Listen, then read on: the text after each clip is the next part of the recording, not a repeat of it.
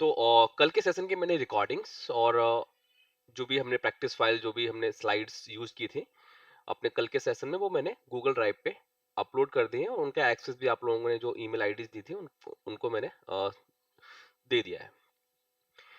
ठीक है, तो आज हम स्टार्ट करेंगे, डेटा लोडिंग से स्टार्ट करेंगे, क्योंकि कल तो हमने डेटा लोडिंग किया था लेकिन बहुत बेसिक सा किया था, जल्दी जल्दी में एक दो एक्सेल को ही हमने as a data source use किया था। ठीक है, तो आज हम जो भी एक्स पावर बीआई डेस्कटॉप के मेजर डेटा सोर्सेज हैं जिन पे आप काम करोगे, ठीक है, तो उनको हम उन सोर्सेज से डेटा को लोड करके पावर बीआई डेस्कटॉप में लेके आएंगे।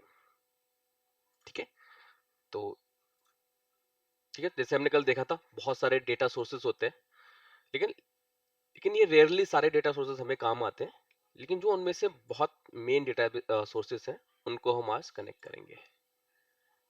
ठीक है, तो एक हमारे पास एक डेटाबेस है, एवरीमार्ट डेटाबेस। एक एक एक फिक्शनल कंपनी है, और इसके बहुत सारे टेबल्स हैं जो कि अलग अलग सोर्सेस पे हैं। ठीक है, जैसे सेल्स ऑर्डर टेबल है, ये एसक्यूएल सर्वर के अंदर स्टोर है।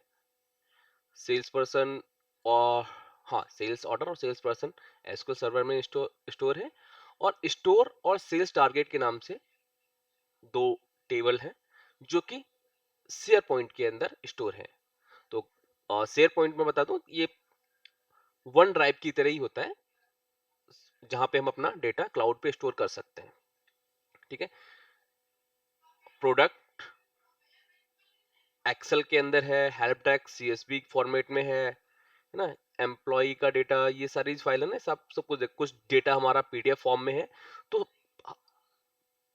डेमो के लिए हमने इस तरीके से डिजाइन कर रखा है कि हम ज्यादा से ज्यादा सोर्सेज के साथ कनेक्ट कर सकें। तो इतने सारे सोर्सेज हैं, कुछ डेटा हम वेब से लेके आएंगे, फोल्डर से, पाइथन स्क्रिप्ट से कैसे कर सकते हैं, तो ये चीजें हम प्रैक्टिकली करके देखेंगे आज।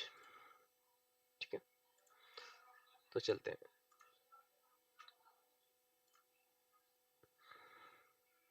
एक ब्लैंक फाइल में क्रिएट कर लेता हूँ, पावर बीआई टेक्स्ट। तो सबसे पहले क्या करते हैं, सेल्स ऑर्डर जो टेबल है, इसका डेटा हम अपने पावर बीआई डेस्कटॉप में लोड करेंगे जो कि एसक्यूएल सर्वर पे है। ठीक है, तो मेरे पास एक मेरा एसक्यूएल सर्वर है, और उसको हम कनेक्ट करेंगे पावर बीआई के साथ। ब्लैंक रिपोर्ट क्रिएट कर लेते हैं। तो जैसा हमने कल सीखा था, गेट गेट डेटा, जो भी हमें डेटा सोर्स चाहिए उसके लिए हम गेट डेटा पे क्लिक करेंगे। जैसे गेट डेटा पे क्लिक करेंगे, जितने भी सोर्सेस अवेलेबल हैं पावर बीआई डेस्कटॉप के अंदर, वो उन सब की हमें एक लिस्ट मिल जाएगी। अगर हम कैटेगरी वाइज देखना चाहते हैं तो कैटेगरी वाइज देख सकते हैं। तो हमारा एसक्यूएल सर्वर क्या है, एक डेटाबेस है, तो मुझे इसके अंदर दिख जाएगा। ठीक है, एमएस एक्सेस, ये बहुत सारे डेटाबेसेस होते हैं। तो जैसे सबके और सबका कनेक्ट करने का प्रोसेस सेम ही होता है। ठीक है, लेकिन पावर बीआई काफी एसक्यूएल सर्वर काफी पॉपुलर डेटाबेस है, तो इसको हमने डेमो के लिए सिलेक्ट किया है। मैं यहाँ से भी सर्च कर सकता हूँ कि कुछ कोई ऐसा है डेटा सोर्स जो मुझे दिख नहीं रहा ऊपर, तो यहाँ से मैं लिख सकता हूँ एसक्यूएल। जैसे मैं एसक्यूएल लिखूंगा तो एसक्यूएल से रिलेटेड जितने भी डेटाबेसेस हैं सबका मुझे कनेक्टर यहाँ पे दिख रहा है। तो मुझे क्या करना है, एसक्यूएल सर्वर, तो मैं यहाँ से सिलेक्ट कर लेता हूँ एसक्यूएल सर्वर, कनेक्ट। जैसे ही मैं कनेक्ट करूंगा तो हमसे क्या मांग रहा है, ये सर्वर नेम और डेटाबेस। तो जब भी हम कोई भी डेटाबेस क्रिएट करते हैं तो वहां पे सर्वर होता है, और वहां पे हम डेटाबेस बनाते हैं, और डेटाबेसेस के अंदर हमारी टेबल्स होती हैं। तो मैं एक बार दिखा देता हूँ अपना डेटाबेस। डेटाबेस का स्ट्रक्चर क्या है, तो ये हमारा सर्वर है, ये सर्वर का नेम आप टॉप में देख रहे हो, और इसके अंदर बहुत सारी टेबल्स हैं। ठीक है, तो इन्हीं में से हमारी एक टेबल है सेल्स पर्सन टेबल। तो इस टेबल का सेल्स पर्सन और सेल्स ऑर्डर टेबल, इन दोनों टेबल्स का डेटा हमें लेके जाना है। ठीक है, तो सर्वर नेम हमें चाहिए, तो सर्वर नेम एक बार मैं यहाँ से कॉपी कर लेता हूँ। तो ये तो हो गया हमारा सर्वर नेम, तो मैं इसको कॉपी कर लेता हूँ। ठीक है, फिर चलते हैं अपने पावर बीआई डेस्कटॉप पे। तो सर्वर नेम में यहाँ पे पेस्ट कर दूंगा। ठीक है, अब हमसे पूछ रहा है कि डेटाबेस का नाम क्या है आपके। तो मैं चलता हूँ फिर से अपने, ठीक है, तो यहाँ से मैं डेटाबेस का नाम कॉपी कर लेता हूँ। तो मेरे डेटाबेस का नाम है एनालिस्ट मेड अंडरस्कोर डीबी। ठीक है, तो जब भी आप किसी कंपनी में काम करोगे वहां पे आपको ये क्रेडेंशियल आपको प्रोवाइड किए जाएंगे, डेटाबेस का नाम, सर्वर। ठीक है, अब आता है डेटा कनेक्टिविटी मोड। तो पावर बीआई के अंदर 3 टाइप के कनेक्टिविटी मोड होते हैं। ठीक है, यहाँ पे अभी 2 ही दिख रहे हैं। एक होता है कंपोजिट। पहले इन दोनों के बारे में समझ लेते हैं कि इंपोर्ट मोड और डायरेक्ट क्वेरी मोड क्या होता है। ठीक है, तो डिफॉल्ट इंपोर्ट मोड होता है। तो जब भी हम इंपोर्ट मोड को सिलेक्ट करके डेटा को लोड करते हैं अपने पावर बीआई डेस्कटॉप के अंदर, तो क्या होता है, जो डेटा है हमारा वो हमारे सर्वर से कॉपी होके हमारे पावर बीआई की जो डेस्कटॉप की फाइल है ना उसके अंदर स्टोर हो जाता है। ठीक है, डेटा फैच होके हमारी फाइल के अंदर स्टोर हो जाएगा। लेकिन डायरेक्ट क्वेरी मोड के अंदर क्या होगा, पावर बीआई डेस्कटॉप हमारे डेटा सोर्स के साथ सिर्फ कनेक्शन क्रिएट करेगा। ठीक है, वो डेटा लोड करके नहीं लाएगा हमारी फाइल के अंदर। ठीक है, तो इंपोर्ट मोड के क्या बेनिफिट है, जब आप डेटा किसी सर्वर से, किसी स्टोरेज से आप अपनी पावर या डेस्कटॉप की फाइल के अंदर स्टोर कर लेते हो, तो आपकी रिपोर्ट और डैशबोर्ड की परफॉर्मेंस है ना वो बहुत ज्यादा अच्छी हो जाती है। डायरेक्ट क्वेरी मोड में क्या होता है कि जब भी आप कोई विजुअल रिफ्रेश करते हो तो हर बार क्या करेगा, पावर बीआई डेस्कटॉप आपके डेटा सोर्स के पास जाएगा, तब डेटा को फैच करके लेके आएगा। तो मतलब ये है लाइव। ठीक है, ये क्या इंपोर्ट मोड क्या करेगा, जब आप रिफ्रेश करोगे तो उस टाइम पे डेटा को कॉपी करके अपने पास रख लेगा। डायरेक्ट क्वेरी मोड में जब आपको जरूरत होगी तो पावर बीआई डेस्कटॉप आपके डेटा सोर्स के पास जाएगा, जो भी आपको डेटा चाहिए वो आपको लाके देगा। अब इन दोनों की अपने अपने एडवांटेज डिसएडवांटेज हैं। ठीक है, इंपोर्ट मोड के एडवांटेज क्या है कि आपकी रिपोर्ट्स बहुत फास्ट हो जाएंगी। ठीक है, लेकिन अज्यूम करो कि आपका डेटा है 5 GB का। 5 GB डेटा जब आप किसी डेटा सोर्स से लेके अपनी फाइल में स्टोर करोगे तो फिर क्या हो जाएगा, आपकी फाइल, आपकी जो पावर बीआई की फाइल है वो आपकी हैवी हो जाएगी। ठीक है, तो वो भी इसका डिसएडवांटेज है। डायरेक्ट क्वेरी मोड का क्या है कि आपकी जो फाइल है ना, आपका जो डैशबोर्ड है बहुत लाइट रहेगा, 1-2 MB का ही रहेगा, चाहे आपके बैकएंड में कितना बड़ा भी डेटा हो, 10 GB, 20 GB, 50 GB, क्योंकि हम डेटा तो लेके ही नहीं आ रहे। डेटा तो हमारा डेटा सोर्स में ही है, हम बस कनेक्शन क्रिएट कर ले रहे हैं और जब हमें जरूरत हो रही है तो हर बार क्वेरी हमारे डेटाबेस को हिट कर रही है। ठीक है, तो यही अंतर है इंपोर्ट मोड और डायरेक्ट क्वेरी मोड। तो ये इंटरव्यू में 100% पूछा जाने वाला क्वेश्चन है कि डिफरेंस क्या है इंपोर्ट मोड में और डायरेक्ट क्वेरी मोड में। तो हम इसके बारे में और बात करेंगे कि इनके और भी सारे डिफरेंसेस हैं। ये तो मैंने आपको एक मेन डिफरेंस बता दिया कि इंपोर्ट मोड में डेटा आपकी फाइल में स्टोर हो जाता है, डायरेक्ट क्वेरी मोड में सिर्फ कनेक्शन क्रिएट होता है। ठीक है, तो आपको ये चीज क्लियर हो गया होगा, import mode, direct query mode. इसके बारे में आगे चल के ही बात करेंगे। ठीक है, इसमें किसी को कोई चैलेंज तो नहीं है डायरेक्ट क्वेरी और इंपोर्ट मोड में?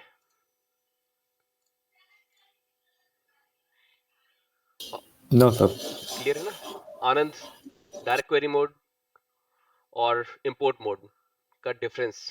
मानवेंद्र? इंपोर्ट मोड में ये जो डेटा है वो हाँ, हमारा स्टोर हो जाता है, हमारी फाइल के अंदर और जो इसमें हमारी, सर सिर्फ फाइल के अंदर। और डायरेक्ट मोड में ये सर कनेक्शन ही रहता है सिर्फ। राइट, बिल्कुल। ठीक है, और डिटेल में इसके बाद इन दोनों चीजों के बारे में समझेंगे। अभी के लिए क्या करते हैं, सिंपल डेटा लोड करते हैं। ठीक है, तो अभी हमने क्या बता दिया, सर्वर का नाम बता दिया, डेटाबेस का नाम बता दिया, कौन सा कनेक्टिविटी मोड यूज करना है वो बता दिया। लेकिन अभी हमने ये नहीं बताया कि कौन सा टेबल लेके आना है। ठीक है, तो हमारे पास तो बहुत सारी टेबल्स हैं, लेके तो हमें डेटा आना है सेल्स ऑर्डर और सेल्स पर्सन का। ठीक है, तो अगर हम कुछ भी नहीं करते हैं, हम बताते भी नहीं है इसको, हम नहीं बताते कि हमें कौन सा टेबल चाहिए, तो ये क्या करेगा, हमें एक लिस्ट दे देगा जो भी हमारे डेटाबेस के अंदर टेबल्स हैं उनकी एक लिस्ट हमें मिल जाएगी। ठीक है, तो सिंपली क्या करते हैं, अभी मैं सिर्फ ओके पे क्लिक कर देता हूँ। ओके,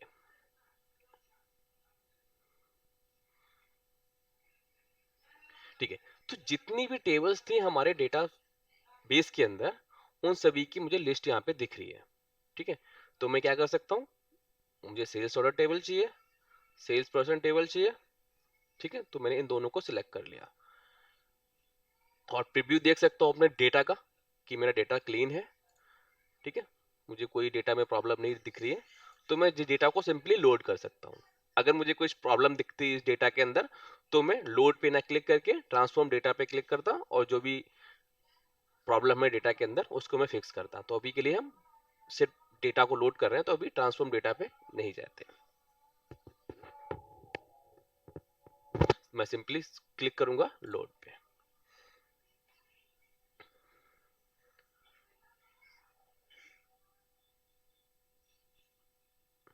तो हमारे टेबल के साइज के अकॉर्डिंग डेटा को टाइम लगेगा और डेटा सोर्स से फैच होने में। तो बहुत छोटा डेटा था, तो बहुत आसानी से हमारे पास लोड हो गया। तो यहाँ पे मैं डेटा को देख सकता हूँ, क्या फील्ड डेटा के अंदर है, ये सारी चीजें मैं देख सकता हूँ। एक मिनट दीजिएगा मुझे।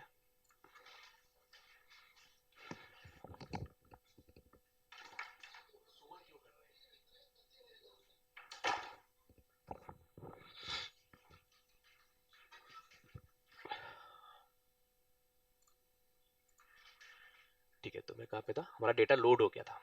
ठीक है, तो हमने दो टेबल्स को लोड कर लिया एसक्यूएल सर्वर से। अगर आपका एसक्यूएल सर्वर नहीं है, कोई दूसरा सर्वर है, बहुत सारे डेटाबेसेस होते हैं, ओरेकल हो गया, उनमें सभी में से प्रोसेस सेम ही रहेगा। सर्वर नेम, डेटाबेस का नेम, टेबल, यही आपको डालने हैं। अब आते हैं डेटा फ्रॉम शेयर पॉइंट। ठीक है, तो क्लाउड स्टोरेज होता है शेयर पॉइंट, बहुत सारी कंपनीज में यूज होता है, लोग अपना डेटा शेयर पॉइंट पे सेव करते हैं। ठीक है, तो एक बार देखते हैं शेयर पॉइंट। मैंने अपना लॉगिन कर रखा है पावर, एक मैंने शेयर पॉइंट साइट क्रिएट कर रखी है पावर वे ट्रेनिंग के नाम से, और उसके अंदर मैंने अपनी कई सारी फाइल्स को सेव करके रखा हुआ है। मैं दिखा देता हूँ, सिटी वाइज, सेल्स, कस्टमर, बहुत सारी फोल्डर हैं। उन्हीं में से एक फोल्डर है एवरी मार्ट डेटाबेस, उसके अंदर हमारी बहुत सारी टेबल्स हैं। ठीक है, तो एक बार मैं देखता हूँ उस स्लाइड पे कि कौन कौन सी टेबलें हमें यहाँ से फैच करने दें। हमें करना था स्टोर, स्टोर्स और टारगेट, ये दो टेबल्स हैं जो कि शेयर पॉइंट पे स्टोर है। इनको भी हम लेके आते हैं अपने पावर डेस्कटॉप में। तो उसके लिए कहाँ जाएंगे, हम गेट डेटा पे क्लिक करेंगे।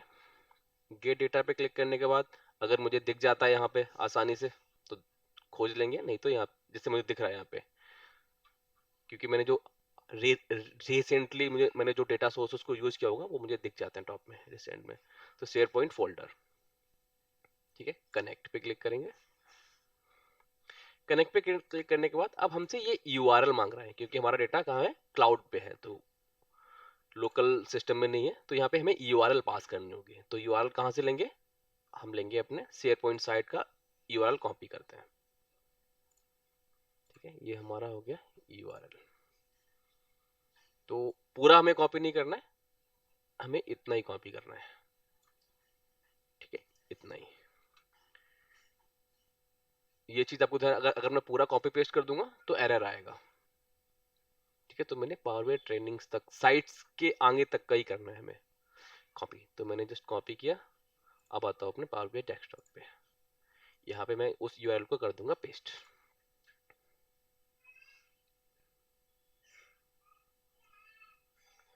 ठीक है, तो जैसे ही मैंने पेस्ट किया, और एक चीज आपको और ध्यान रखनी है, मुझे ये चीजें क्यों दिख रही हैं, क्योंकि मैंने ऑलरेडी उसी अकाउंट से लॉगिन कर रखा है जिस अकाउंट से मेरा शेयर पॉइंट क्रिएट है। अगर जब आप फर्स्ट टाइम करोगे ना, तो आपसे लॉगिन करने के लिए बोलेगा कि आप लॉगिन करो जहां पे आपका शेयर पॉइंट साइट है, तो आपको उस अकाउंट से लॉगिन करना पड़ेगा। तो मेरा ऑलरेडी लॉगिन है, इसलिए इसने मुझसे क्रेडेंशियल नहीं मांगे हैं। ठीक है, तो ये चीज आपको ध्यान रखना है। तो जैसे अब प्रॉब्लम यहाँ पे क्या आ रहा है, जितनी भी फाइल्स है ना हमारे इस शेयर पॉइंट के अंदर वो सारी दिख रही हैं, हमें तो बस एवरी मार्ट वाला ही देखना है। ठीक है, तो क्या करेंगे, हम ट्रांसफॉर्म डेटा पे क्लिक करेंगे, क्योंकि वो तो हमें जितनी फाइल्स है ना हमारे शेयरपॉइंट साइट पे वो सारी दे रहा है हमें। तो इसमें से ये जैसे आप करोगे ना लोड, तो आपके शेयर पॉइंट में क्या क्या चीजें हैं उन सबका एक आपको लिस्ट मिल जाएगा, उनका एक्सटेंशन कब मॉडिफाई हुआ था पूरी डिटेल मिल जाएगी यहाँ से। ठीक है, तो हम अपना फोल्डर देखते हैं एवरी मार्ट वाला।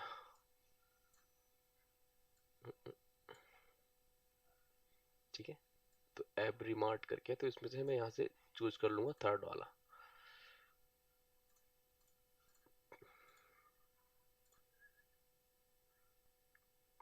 ठीक है, तो मेरे इस फोल्डर में जितनी भी एक्सेल की फाइल थी वो मुझे अब यहाँ पे दिखने लगे। ठीक है, तो अब इसमें से मुझे स्टोर वाला चाहिए, तो मैं क्या करूंगा, सिंपली यहाँ पे बाइनरी पे क्लिक करूंगा और टेबल पे। ठीक है, तो उस टेबल के अंदर जो भी मेरा डेटा था वो मुझे यहाँ पे अभी दिख गया है। लेकिन अभी डेटा में एक प्रॉब्लम है कि मेरा जो रो फर्स्ट है वो मेरा हेडर होना चाहिए था। ठीक है, तो ये चीज हमने कल भी सीखा था कि कैसे हम अपने रोज को प्रमोट कर सकते हैं एज ए हेडर। तो इसके लिए एक फीचर होता है यहाँ पे, use first row as a header. ठीक है, तो मेरा जो फर्स्ट रो है वो मेरा हेडर बन जाएगा। अब इसका रिवर्स भी कर सकते हैं कि आपको चाहिए, आपको कस्टमर को रो में ही चाहिए था लेकिन बाय डिफॉल्ट ऐसा दिख रहा है, तो इसको आप कैसे कर सकते हो, इस ड्रॉप डाउन पे क्लिक करोगे, आप यहाँ से कर सकते हो use header as a first row. तो आपका जो हेडर है ना वो फर्स्ट रो में कन्वर्ट हो जाएगा, तो दोनों ही काम कर सकते हो आप। अभी हमें क्या रखना है, हेडर रखना है। ठीक है, तो यहाँ पे आ रहा है क्वेरी वन, तो इनको हम क्वेरीज बोलते हैं। एक्सेल में क्या बोलते हैं, इनको सीट्स बोलते हैं, पावर बीआई के अंदर हम इनको क्वेरीज बोलते हैं। ठीक है, तो हम बोलेंगे sales person query, sales order query, sales person query, और ये है, अभी हमने इस क्वेरी का कोई नाम नहीं दिया है। ठीक है, तो हमने स्टोर का डेटा लोड किया है, तो हम क्या करेंगे, जस्ट यहाँ पे लिख देंगे स्टोर, स्टोर्स। ठीक है, हो गया मेरा काम यहाँ तक। अब मैं क्या करूंगा, यहाँ से क्लोज एंड अप्लाई। ठीक है, तो मैंने कल बात की थी क्लोज और अप्लाई की डिफरेंस की। जब आप अप्लाई करते हो तो जो अभी आपको जो जो आपको इंटरफेस दिख रहा है इसको बोलते हैं पावर क्वेरी एडिटर। ठीक है, अभी डेटा हमारे पावर बीआई के डेटा मॉडल के अंदर नहीं है, अभी ये डेटा हमारा पावर क्वेरी के अंदर है। ठीक है, पावर बीआई के अंदर कब जाएगा, देखो यहाँ पे हमें ये डेटा नहीं दिख रहा जो अभी मैंने लोड किया है, दो ही चीजें आपको दिख रही हैं। थोड़ा मैक्सिमाइज कर देता हूँ उसको। ठीक है, इसको नीचे कर दे। हमारे पास तीन है टेबल, एक दो तीन, लेकिन हम जब हम पावर बीआई डेस्कटॉप में आते हैं तो हमें दो ही दिख रहे हैं। ऐसा क्यों है, क्योंकि अभी ये डेटा हमारे पावर बीआई के डेटा मॉडल में पहुंचा ही नहीं है। ठीक है, तो ये कब जाएगा, जब हम यहां से अप्लाई करेंगे। ठीक है, अप्लाई करेंगे, तो जैसे मैं अप्लाई पे क्लिक करूंगा तो देखो यहाँ पे डेटा हमें दिख जाएगा, वो टेबल हमारी आ जाएगी जो हमने अभी हाल में ही ऐड की है, स्टोर। तो यहाँ पे आ गया। ठीक है, अगर मैं सिर्फ क्लोज करता, क्लोज वाला मैं आपको दिखा दूंगा। अगर मैं क्लोज अप्लाई करता तो सेम ही काम होता, लेकिन मेरा जो पावर क्वेरी एडिटर है ना ये भी क्लोज हो जाता। जब मैंने सिर्फ अप्लाई किया है तो चेंजेस अप्लाई हो गए, मेरा क्वेरी एडिटर अभी भी ओपन है। तो यही डिफरेंस है क्लोज एंड अप्लाई में और अप्लाई में। ठीक है, तो मैं क्लोज एंड अप्लाई करूंगा तो अप्लाई तो पहले हो चुका है, तो बस मेरा क्वेरी एडिटर क्लोज हो गया। यहां तक किसी को कोई चैलेंज तो नहीं है। हमने दो सोर्सेस को से डेटा को लोड किया है, एसक्यूएल से और शेयर पॉइंट से। ठीक है, import mode query, direct query mode को समझा है, और क्लोज अप्लाई। यहां तक किसी को कोई अगर कोई डाउट हो तो पूछ सकता है। क्लियर है ना सभी को? सर हम्म सर एक डाउट था कि जब हम शेयर पॉइंट से कनेक्ट करते हैं डेटा सोर्स को, हम्म तो वहाँ पर हमारे पास जो फोल्डर हमने दे रखा है उसके अंदर हमारे डेटा सोर्स है, राइट? वो एक्सेल में भी हो सकता है, सीएसवी में भी हो सकता है। Right right. तो जैसे अभी आपने क्या किया कि फोल्डर पाथ को वहाँ पर जाइए कलेक्ट मतलब सेलेक्ट किया कि किस फोल्डर पाथ के अंदर है, मतलब हम्म फोल्डर का नाम। हम्म अगर हम उसे एक मैंने मतलब कि अब यही कर रहा था मैं, तो उस पे मैं देख रहा था कि अगर हम वहाँ पर डालते हैं डॉट करके कंटेंट लिखते हैं, शेयर पॉइंट डॉट कंटेंट, तो हम्म। वो भी एक तरीका है ना, राइट? नहीं, मैं समझ नहीं पाया आपके क्वेश्चन को। जब हम डेटा को लेते हैं वहाँ पर ट्रांसफॉर्म एंड लोड कर पे क्लिक करते हैं, राइट? हाँ हाँ। तो ट्रांसफॉर्म एंड लोड करने के बाद आपने वहाँ पर फोल्डर पाथ पे जाके ड्रॉप डाउन में क्लिक किया, बिल्कुल। तो एक सेकंड हम ये भी कर सकते हैं वहाँ पर कि शेयर पॉइंट डॉट कंटेंट लिखते हैं, तो दोनों में डिफरेंस है क्या? नहीं, मैं एक बार फिर से उसी हाँ ठीक है। वहां पे जाता हूँ तो अच्छे से मुझे क्लियर हो जाएगा आप किस चीज की बात ठीक कर रहे हो। ठीक है, मैं फिर से जाता हूँ उधर। तो हमने स्टोर है स्टोर स्टोर वाला, हाँ। हाँ, तो अभी हाँ, हम तो देखो। यहाँ पर जो हमने table dot transform dot column type लिखा है, यहाँ पर हम डॉट के बदले अगर कंटेंट लिखते हैं तो वो उसमें भी आता है ना, वहाँ पर टेबल्स आ जाती है हमारी सारी सारी। हाँ, वो कर सकते हो। तो कुछ स्टेप्स को आप बाईपास कर सकते हो। ओके जैसे मैंने अभी क्या किया, पहले मैंने ओके ओके। हाँ, पहले मैंने क्या किया, मैं इस लोकेशन पे गया जहाँ पे मेरा फोल्डर क्रिएट है। ठीक है, पावर बीआई ट्रेनिंग साइट का नाम है पावर बीआई ट्रेनिंग। उसके अंदर बहुत सारे फोल्डर्स हैं। ठीक है, बहुत सारे फोल्डर्स हैं। तो मैं क्या कर सकता था, हाँ, मैं डायरेक्टली इस फोल्डर में भी आ सकता राइट था। राइट। ठीक है, तो हम्म। जैसे अब मैं एक एक स्टेप करके, जैसे आपको राइट समझ में आए किस तरीके से हम राइट। ड्रिल डाउन कर रहे हैं हम्म चीजों को। तो डायरेक्टली भी आ सकते थे, तो मुझे ये फिल्टर करने की नीड नहीं थी। हम्म मैं डायरेक्टली ये वाला पाथ दे देता। हम्म। ठीक है, जैसे आप okay okay okay store okay, but वो जैसे हम फोल्डर से भी कर सकते हैं, राइट? हाँ। फोल्डर। तो मुझे ये सब कुछ करने की जरूरत नहीं, मुझे सिंपल ओके सा ओके। जस्ट ये जो पाथ आपको दिख रहा है ना इस साइट का, तो ये पाथ ही मैं हाँ जस्ट हाँ। कॉपी पेस्ट करता तो मुझे ये सब कुछ दिखता ही नहीं। सिर्फ मेरा एक सिंगल टेबल दिखता ओके जो ओके कि स्टोर है। ठीक है, लेकिन ओके सर। कैसे चीजें कनेक्ट हो रही हैं, तो अभी आप डॉट कनेक्ट कर पाओगे। हम फोल्डर में गए, फोल्डर के अंदर और भी राइट राइट फाइलें राइट। थी, फिर उनमें उनमें से हमने स्टोर को सिलेक्ट किया। तो अच्छे से क्लियर हो जाए इसलिए मैंने ये पूरा स्टेप फॉलो किया। Okay okay clear. Okay sir, thank you. ठीक है। ओ, चलो अब चलते हैं आगे। तो हमने दो सोर्सेज से डेटा कनेक्ट कर लिया। और किधर गए हम, यहाँ पे स्टोर। अब सेल्स टारगेट के नाम से एक और फाइल है, वो भी हमें लेके आनी है। ठीक है, तो कैसे करेंगे, चलते हैं दोबारा से पावर क्वेरी एडिटर के अंदर। एक प्रोसेस क्या होगा, जैसे जो प्रोसेस हमने स्टोर के लिए किया वही हम क्या करेंगे इस फाइल के लिए करेंगे, क्योंकि ये भी उसी लोकेशन पे है। ठीक है, लेकिन हम ऐसा नहीं करेंगे क्योंकि हमने ऑलरेडी शेयर पॉइंट के साथ कनेक्शन बना लिया है। तो हमें भी दोबारा से मेहनत करने की नीड नहीं है कि हम फिर से जाएंगे से वहां से पाथ को कॉपी करेंगे, फिर यहाँ पे पेस्ट करेंगे, फिर हम नेविगेट करेंगे उस फोल्डर में। तो वो करने की हमें नीड नहीं है, वो हमें फर्स्ट टाइम करने की नीड है। अब हमें क्या करना है, एक बार चलते हैं पावर क्वेरी एडिटर के अंदर। तो पावर क्वेरी एडिटर के अंदर जाने के लिए आपके पास दो तरीके हैं। आप होम टैब में जाके ट्रांसफॉर्म डेटा पे क्लिक कर सकते हो, और यहाँ पे राइट क्लिक करके एडिट क्वेरी भी कर सकते हो। दोनों तरीके से आप पावर क्वेरी एडिटर को ओपन कर सकते हो। ठीक है, तो हमने स्टोर नाम की क्वेरी को शेयर पॉइंट से लेके आए थे। तो अब हमें बस क्या चेंज करना है, बस हमें फाइल का नाम चेंज करना है, बाकी लोकेशन सेम है, सब कुछ सेम है। तो दोबारा से नहीं कर, हम क्या करेंगे जस्ट इसका कॉपी क्रिएट कर लेंगे इस क्वेरी का। तो राइट क्लिक करके किसी भी क्वेरी का अगर आपको कॉपी क्रिएट करना है तो राइट क्लिक करना है। यहाँ पे आपको ऑप्शन दिखेगा डुप्लीकेट, तो हम इसको कर देंगे डुप्लीकेट। ठीक है, तो स्टोर टू के नाम से एक और क्वेरी क्रिएट होगी, तो इसका नाम कर देते हैं हम, बाद में करेंगे। तो पहले आते हैं कहाँ पे हमने सिलेक्ट किया था स्टोर, एक एक स्टेप करके आते हैं। ठीक है, तो अगर मैं दोबारा से सोर्स पे क्लिक करूंगा तो मैं यहाँ पे आ गया। सोर्स के बाद हमने क्या किया था, फिल्टर किया था। अब यहाँ पे हमने क्या सिलेक्ट किया था, स्टोर। अब स्टोर की जगह अब इन सारे स्टेप्स की मुझे नीड नहीं है। ठीक है, तो इनको इन सबको अगर मुझे डिलीट करना है तो एक एक करके मैं यहाँ से डिलीट भी कर सकता हूँ। ठीक है, लेकिन एक तरीका होता है हमारे पास एक बार में डिलीट करने का। आप किसी एक स्टेप पे डिलीट करो, सॉरी सिलेक्ट करो, उसके बाद आपको क्या करना है, राइट क्लिक करना है और डिलीट अंटिल एंड। ठीक है, इस पे क्लिक कर देना है, तो आपके सारे स्टेप एक बार में ही डिलीट हो जाएंगे। तो इन चीजों पे हम आएंगे जब हम पावर क्वेरी सीखेंगे ना, तब हम इन चीजों को हर एक एक ऑप्शन को डिटेल में समझेंगे क्या मतलब है। जैसे मैंने राइट क्लिक किया तो अभी तो मुझे डिलीट अंटिल बताना था, इन सब के बारे में हम बात करेंगे। ठीक है, तो अब हमें कितना टाइम बच गया हमारा कि हमें कनेक्शन नहीं बनाना पड़ रहा है, ठीक है। अगर मैं डुप्लीकेट नहीं करता तो मुझे वही पूरा प्रोसेस फॉलो करना पड़ता है, ठीक है। तो अब मैं क्या करूंगा, सिंपली यहाँ पे बाइनरी पे क्लिक करूंगा तो मुझे अब ये टेबल दिख जाएगा। उसके बाद मुझे टेबल पे क्लिक करना है, तो इस टेबल के अंदर जो डेटा है वो मुझे दिख जाएगा, ठीक है। अब सेम प्रॉब्लम इसके साथ है, तो इसको भी हम क्या कर देंगे, हेडर प्रमोट कर देंगे, ठीक है। तो वो मेरा डेटा ठीक हो गया। अब इसका नाम मुझे चेंज कर देना है। इसका मैं नाम कर दूं सेल्स अंडरस्कोर टारगेट, ठीक है।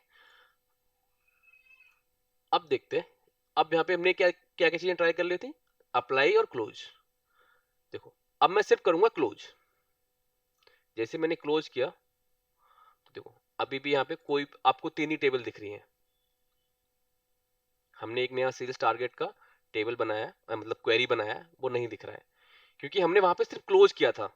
हम हमें क्या करना चाहिए था, अप्लाई करना चाहिए था। तो अगर आपकी ऐसी कोई रिक्वायरमेंट है कि आप कनेक्शन बना के रखना चाहते हो, डेटा आप बाद में लोड करोगे, है ना, तो इसका यूज कहाँ पे आएगा। जैसे आपको 10 टेबल से डेटा लोड करना है, ठीक है, और हर एक टेबल में डेटा फैच होने में लग रहा है 15-15 मिनट, ठीक है।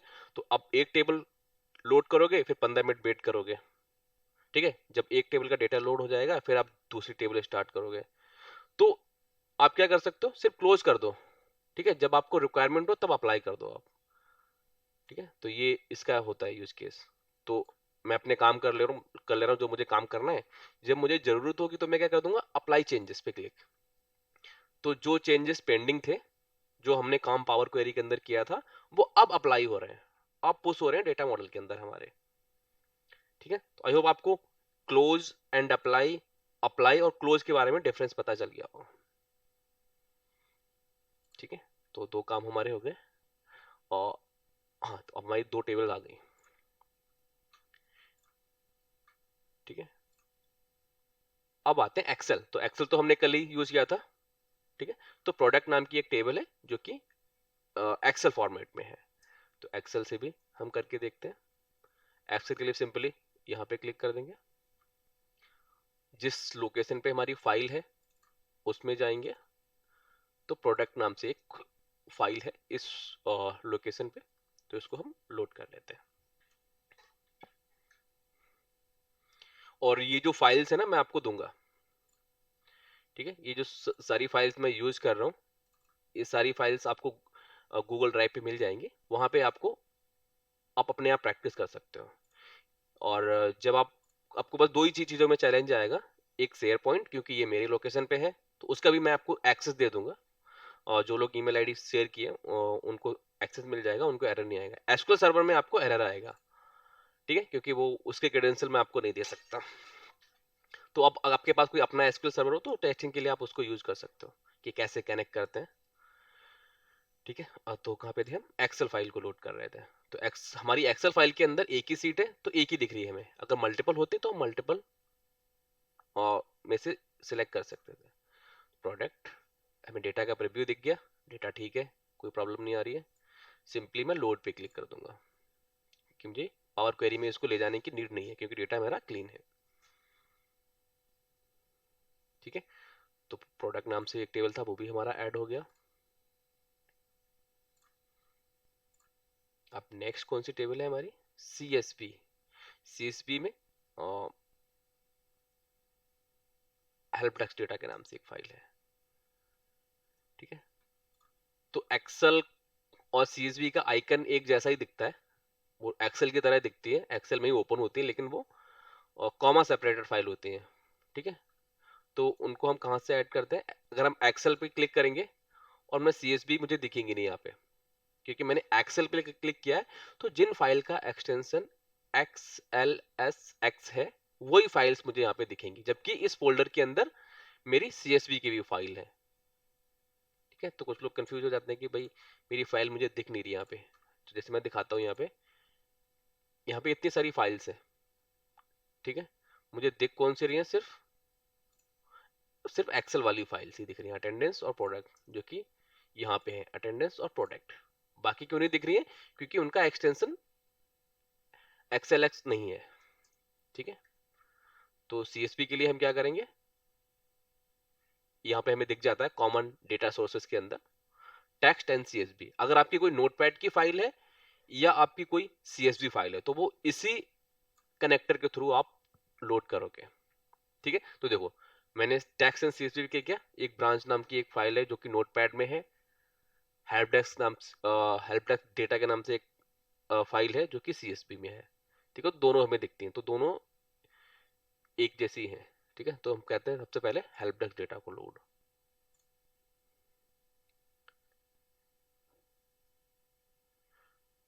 ठीक है। तो डेटा हमें दिख गया based on first 200 rows, data clean लग रहा है हमें, तो सिर्फ लोड पे क्लिक कर देंगे। तो हमने CSV से भी फाइल को लोड कर लिया। अब क्या बचा हमारा, नोटपैड की फाइल। तो आप देखोगे नोटपैड के अंदर कुछ हमारा डेटा नहीं नहीं, नोटपैड के अंदर नहीं है, तो नोटपैड के अंदर ही सेम तरीके से ही होगा, ठीक है। नोटपैड CSV एक ही कैटेगरीज में आती हैं ये फाइल्स। अब देखते हैं नेक्स्ट क्या बचा हमारा, XML जैसन। तो ये इन फॉर्मेट पे भी जब आप पावर बीआई में as a power BI developer काम करोगे तो ये फॉर्मेट भी आपको बहुत ज़्यादा मिलते हैं, है ना। जब कोई हमारे पास लॉग्स के डेटा होते हैं, सिक्योरिटी का डेटा होता है ना, जहाँ पे सिस्टम जनरेटेड डेटा होता है, मशीन का डेटा होता है, तो वो इन्हीं फाइल्स में आता है। वो एज ए एक्सेल और मतलब टेबलर फॉर्म में हमें डेटा नहीं मिलता है उनका, है ना। जो सेंसर्स का डेटा होता है, मतलब मशीन डेटा की बात कर सकते हो, जो ही हम रीड नहीं कर सकते, तो उस तरीके के डेटा किस में स्टोर होते हैं, जेसन में, XML में, इस तरीके के फाइल टाइप होते हैं, ठीक है। तो मैं एक थोड़ा सा दिखा देता हूँ कैसा दिखता है XML। तो ये एक XML की फाइल है, ठीक है। मैंने XML नाम दे रखा है जिससे कंफ्यूजन ना हो। तो XML ओपन करने के लिए मैं नोटपैड में ओपन कर लेता हूँ जिससे आपको इसका स्क्रिप्ट दिख जाए,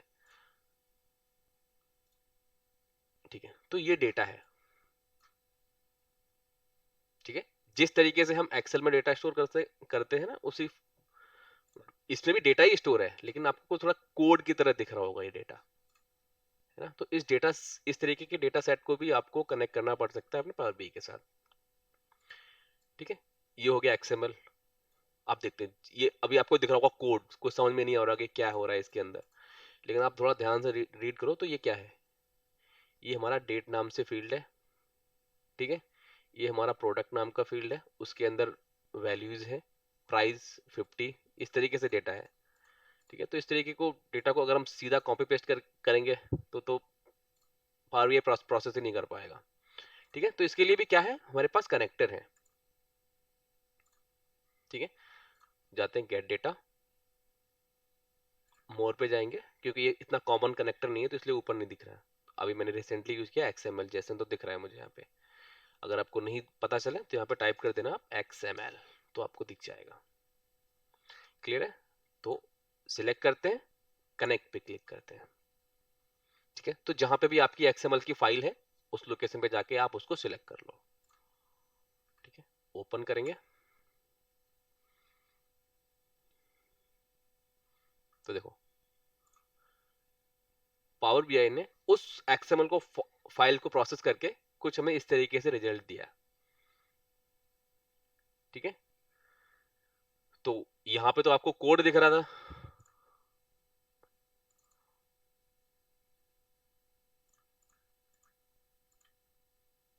ठीक है। और जब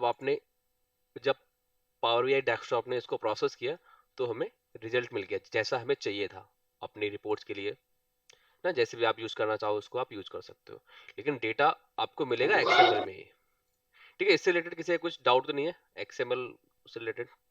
हो सकता है कि मोस्टली लोगों ने पहली बार इस फॉर्मेट को देखा हो, बहुत कम लोगों ने यूज किया हो। सर थोड़ा जूम प्लस हो जाएगा थोड़ा, अगर हो सकता है तो कर दो। तो हम आ गए XML तक। अब एक जैसन भी काफी कॉमन फाइल टाइप होता है जिसमें आपको डेटा मिलता है, ठीक है। तो जैसन का भी मैंने एक छोटा सा फाइल बना रखा है, सैंपल जैसन के नाम से। तो जेसन फाइल कुछ इस तरीके से दिखती है। एक मिनट, इसको मैं नोटपैड में ओपन करता हूँ।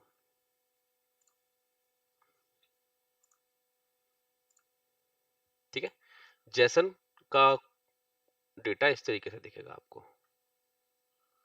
ठीक है, तो ये भी कोड की तरह दिखता है, तो इसको भी हम प्रोसेस कर सकते हैं पावर बीआई के अंदर। तो चलते हैं गेट डेटा, मोर, यहाँ पे डालेंगे जेसन। ठीक है, सिलेक्ट करेंगे कनेक्ट। तो मेरे इस फोल्डर के अंदर एक ही जेसन की फाइल है, तो मुझे एक ही दिख रही है, तो मैं इसको सिलेक्ट करके प्रोसेस करता हूँ इसके अंदर।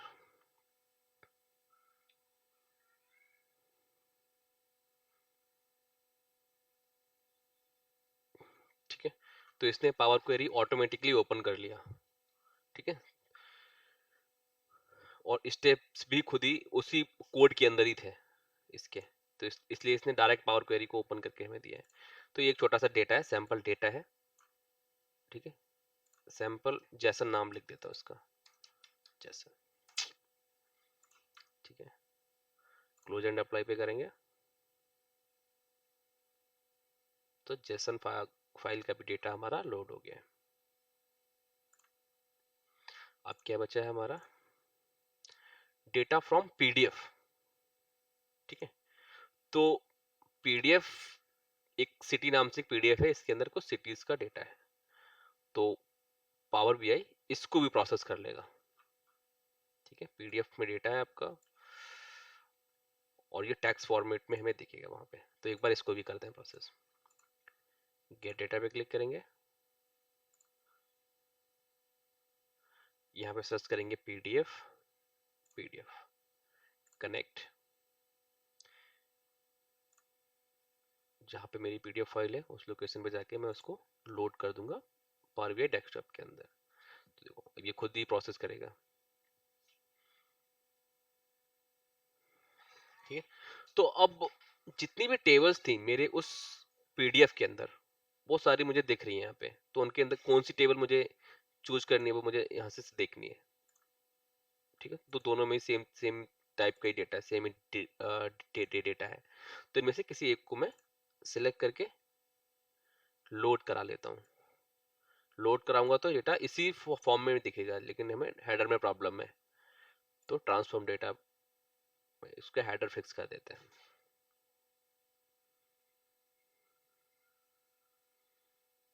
ठीक है, सिटी फ्रॉम ऐसे लिख देता हूँ जैसे पता रहे किस सोर्स से डेटा आया, पीडीएफ। ठीक है, क्लिक कर देंगे तो यहाँ पे भी चेंज हो जाएगा। अब इसको प्रमोट कर देते हैं, क्लियर। ठीक है, उसके बाद क्लोज एंड अप्लाई। और एक चीज मैं आपको और बता दूं कि जो मैं काम यहां से कर रहा हूँ गेट डेटा पे क्लिक करके, वो पावर क्वेरी से भी किया जा सकता है। तो मैं करूंगा न्यू सोर्स पे, मोर पे, तो सेम कनेक्टर मुझे यहाँ पे भी दिख जाएंगे। तो जरूरी नहीं मुझे वापस जाने की जरूरत नहीं है कि मुझे इसको क्लोज करके मैं फिर गेट डेटा पे क्लिक करूंगा। वो पावर क्वेरी के अंदर भी एक ऑप्शन है, यहाँ से भी हम कर सकते हैं लोड। ठीक है, तो एक नेक्स्ट वाला हम करेंगे यहाँ से। क्लोज एंड अप्लाई हमने कर दिया, अप्लाई। ठीक है, अब चलते हैं नेक्स्ट वाले डेटा पे, डेटा फ्रॉम पाइथन स्क्रिप्ट। ठीक है, तो पाइथन की एक स्क्रिप्ट मैंने बना के जनरेट कर रखी है, ब्रांच। तो पाइथन की एक स्क्रिप्ट है जिसके अंदर हमारा ब्रांचेस का डेटा है। ठीक है, तो इसमें ज़्यादा कुछ पाइथन का कोड नहीं है, छोटा सा ही कोड है। ठीक है, यहाँ पे डेटा है और हम इसको बस व्यू कर रहे हैं। ठीक है, तो इस पाइथन की स्क्रिप्ट को मैंने कॉपी कर लिया यहाँ पे। अब चलता हूँ अपने और ये डेस्कटॉप के अंदर। तो अभी तक हम यहाँ से कर रहे थे, इस बार मैं पावर क्वेरी से इसको लोड करूंगा। तो न्यू सोर्स पे जाते हैं, मोर पे क्लिक करते हैं। आप यहाँ पे टाइप करेंगे पाइथन, पाइथन स्क्रिप्ट। ठीक है, जरूरी नहीं पाइथन, आप दूसरी स्क्रिप्ट से भी कर सकते हैं, आर स्क्रिप्ट करके होगा, है ना, बहुत सारे स्क्रिप्ट से भी कर सकते हो आप। तो अभी के लिए पाइथन ही रखते हैं। पाइथन को सिलेक्ट किया, कनेक्ट। अब यहाँ पे जो भी हमारी स्क्रिप्ट है उसको हम कॉपी करके पेस्ट कर देंगे। ओके,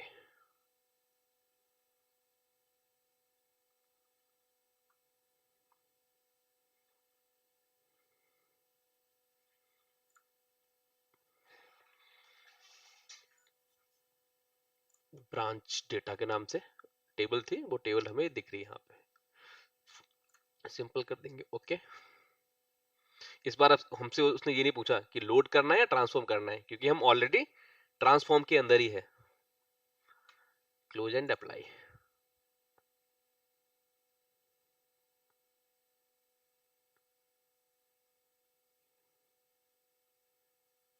ठीक है, तो ये भी आ गया।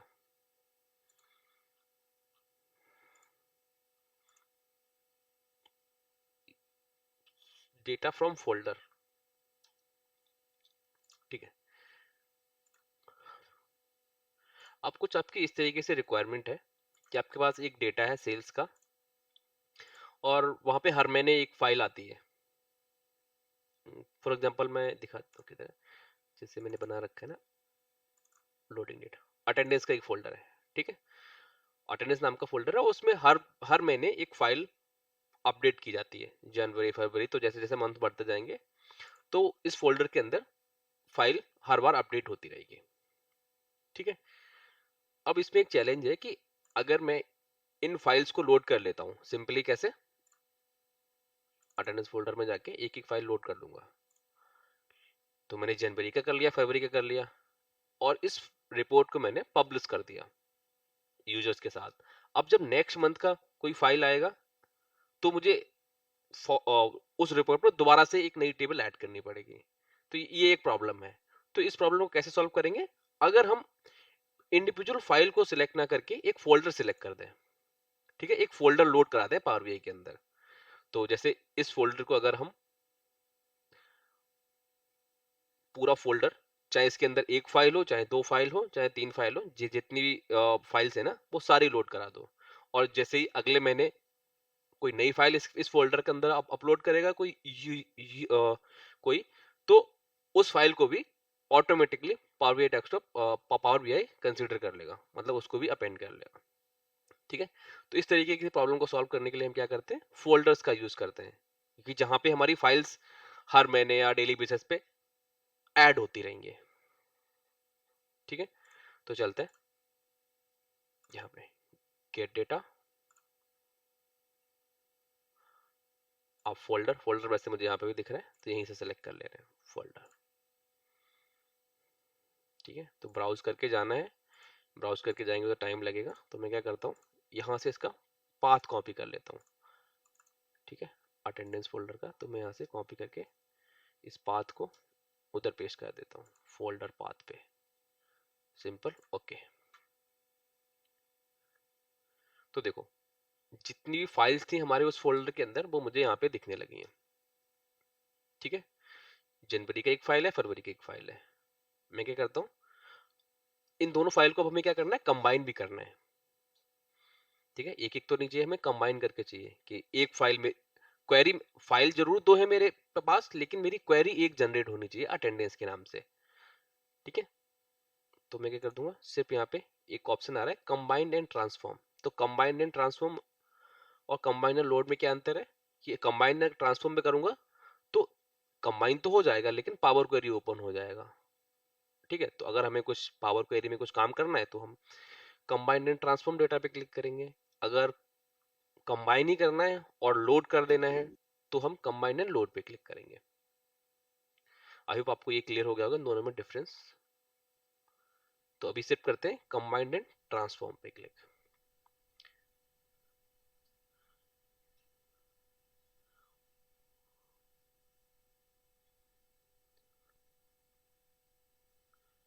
ठीक है, अभी मुझे यहाँ पे एक ही फाइल दिख रही है, ठीक है। तो सैंपल के लिए ये क्या करता है, हमें एक ही फाइल दिखाता है, यहाँ पे आ रहा है ना सैंपल फाइल, फर्स्ट फाइल, कि भाई देख लो कुछ इस तरीके से हम रिजल्ट आपको देंगे, है ना। तो बस प्रीव्यू के लिए है, तो हम करते हैं सिंपल ओके। ओके, आप पावर क्वेरी में हमें लेके जाएगा।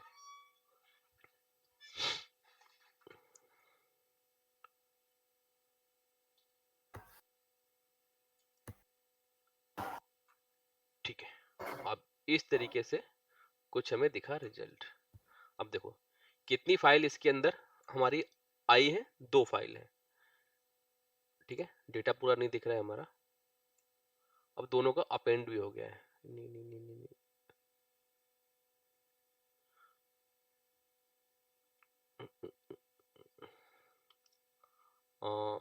राइट, ये सही से अपेंड नहीं हुआ है, मतलब कंबाइन सही से नहीं हुआ है। इसका मैं रीजन बता देता हूँ क्यों नहीं हुआ है। कंबाइन करने के लिए क्या सेम होना जरूरी है, हमारे हेडर सेम होना जरूरी है। तो देखो एम्प्लॉय नेम दोनों दोनों फाइल्स के अंदर सेम था तो हो गया, एम्प्लॉय किट्स कोड सेम था तो हो गया। मैं थोड़ा उन फाइल्स को भी ओपन करके आपको दिखा देता हूँ। मतलब कंबाइन तो हो गया है लेकिन कुछ फील्ड कंबाइन नहीं हुए हैं। उनके पीछे रीजन क्या है वो मैं बता देता हूँ, तो वो भी उस पर फोकस नहीं करेंगे, लेकिन हाँ ये इस तरीके की प्रॉब्लम आपको भी आ सकती है कि देखो यहाँ पे ये तो सेम है, ठीक है, यहाँ पे देखो हेडर में क्या है, जनवरी मतलब 1 जनवरी से लेके जो भी मतलब एक पूरे जनवरी मंथ की अटेंडेंस है इस फाइल के अंदर। अब अगर मैं यहाँ पे देखूं, ओपन नहीं हो रहा है क्या,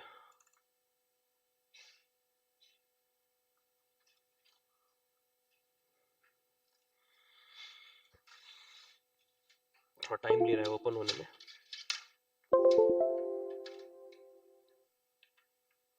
अच्छा ये ऑलरेडी ओपन हो रखा है, देखते हैं किधर ओपन है। अच्छा, देखो इसमें क्या है, फरवरी की डेट्स है, तो इस वजह से कंबाइन नहीं हो पाया, क्योंकि जब कंबाइन करते हैं तो हेडर चेक करता है पावर क्वेरी। अच्छा आपके हेडर सेम है तो आपका क्या करेगा, आपका डेटा एक के नीचे पेस्ट कर देगा, एक फाइल का करेगा, फिर दूसरी फाइल का करेगा, फिर तीसरी फाइल का करेगा। लेकिन ये तो कर दिया, लेकिन जहाँ पे हमारी अटेंडेंस थी वो नहीं कर पाया। ठीक है, तो बस पता होना चाहिए आपको कि किस तरीके क्यों ये प्रॉब्लम आ रहा है। तो अभी ये फिक्स नहीं करते हैं हम, कि हमारा तो बस डेटा कैसे लोड करना है वो अभी हमें देखना है। ठीक है, तो हम फोल्डर्स का भी डेटा लोड कर सकते हैं। अब अगर मैं कोई एक नई फाइल इसके अंदर डालूंगा इस फोल्डर के अंदर, तो जैसे मेरा रिपोर्ट रेफरेंस होगा तो उसका भी डेटा उसके हमारी रिपोर्ट के अंदर पहुंच जाएगा। ठीक है, तो उन्हीं एरर की वजह से ये लोड नहीं हो रहा है। ठीक है, तो इसको छोड़ देते हैं अभी के लिए, या हम एक काम कर सकते हैं,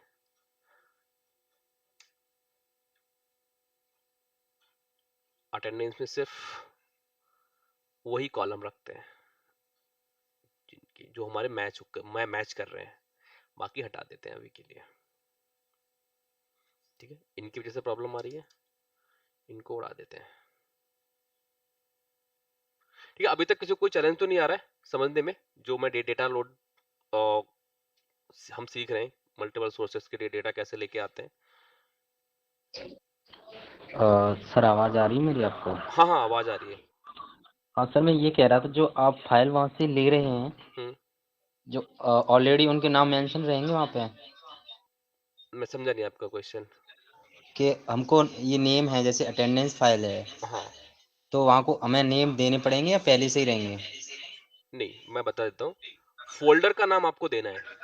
अब उस फोल्डर के अंदर किसी भी नाम से आपकी फाइल क्यों ना हो, ठीक ओके। है, चाहे मैं अटेंडेंस की जगह जनवरी फरवरी कुछ भी कर दूं, बस क्या हम्म। चीज हमें ध्यान रखनी है कि हमारी फाइल्स के अंदर जो हमारे कॉलम है वो सेम होने चाहिए। हम्म। ठीक है, जैसे okay. Employee name employee code ये सेम होने चाहिए, अगर नहीं होंगे तो अपेंड मतलब पावर क्वेरी इसको हैंडल नहीं कर पाएगा। तो इसी के लिए हम क्या कर रहे हैं, ओके। दोनों ही कॉलम में दोनों ही टेबल्स में हमने क्या कर दिया, अभी सेम नाम रख दिया है कॉलम का।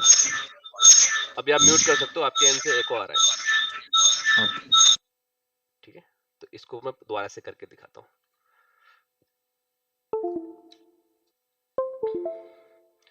गेट डेटा फ्रॉम फोल्डर,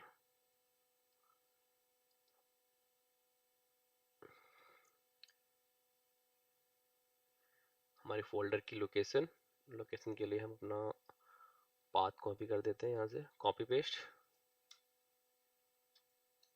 करके पेस्ट किया। ओके, इस बार वो एरर नहीं आने चाहिए। Combine and transform.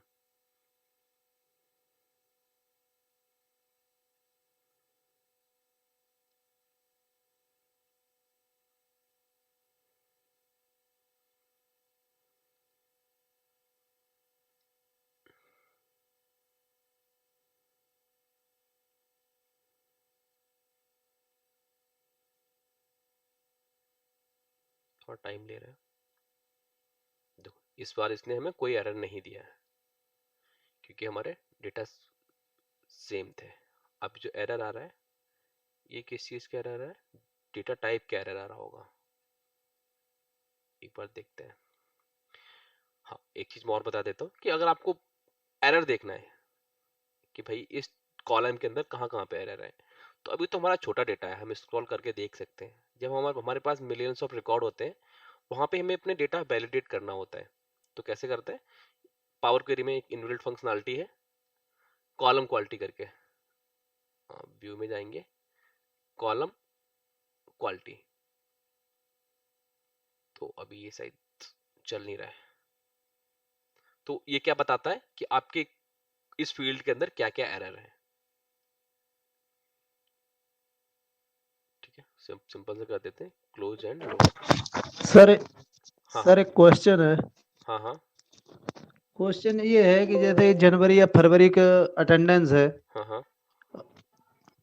अगर फरवरी मंथ का अगर मैंने अगर 2 रो में अगर मैंने मर्ज करके अगर कर दिया और एक में अगर सिंगल कर दिया अगर हेडर, तो ले लेगा कि नहीं लेगा? कोई चैलेंज आएगा?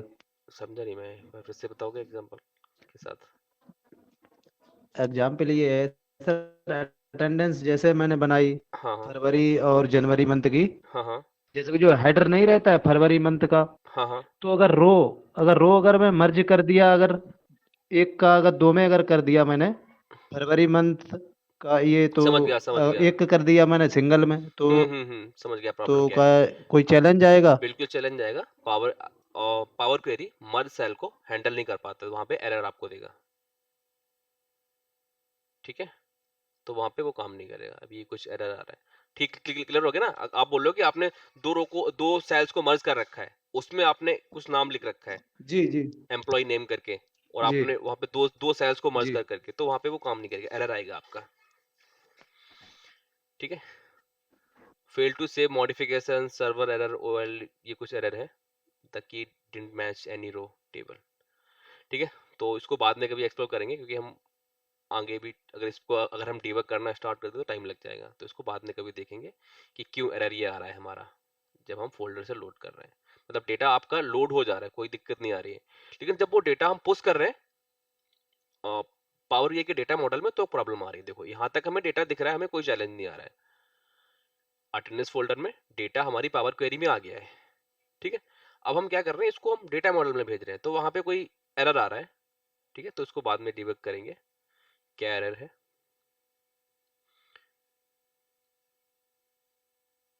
अभी इस चेंजेस को कर देते हैं डिस्कार्ड। अब क्या बचा हमारा, जल्दी जल्दी कर लेते हैं। डेटा और डेटा फ्रॉम वेब।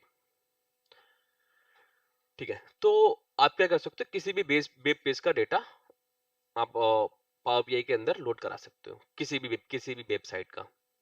ठीक है, जैसे मैं अभी क्या करता हूँ, इसके अंदर मैंने लिखा होगा किधर गया, स्टेट। तो इंडियन स्टेट का मुझे एक लिस्ट चाहिए, जो कि मुझे ले लेना है विकिपीडिया से या किसी भी वेबसाइट से। तो कोई कोई वेबसाइट ओपन करते हैं जहाँ पे इंडियन स्टेट का लिस्ट दिख जाए मुझे। Indian state, India state list देखते हैं कुछ, कोई सही सी वेबसाइट।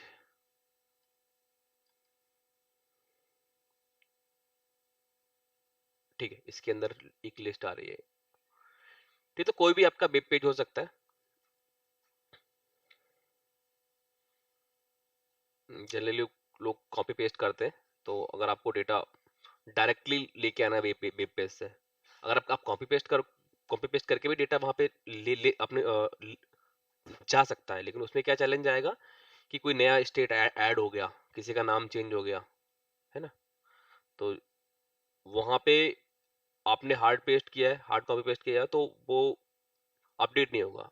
आप आपने अगर लिंक को वहां पे रेफर किया हुआ है तो इस लिस्ट में कुछ भी चेंजेस होते हैं ना, तो आपकी पावर BI में भी वो चेंजेस दिखेंगे, आपकी रिपोर्ट में भी वो चेंजेस दिखेंगे। तो एक बार इसको, इस टेबल को हम लोड कराते हैं यहाँ से, गेट डेटा पे क्लिक करते हैं,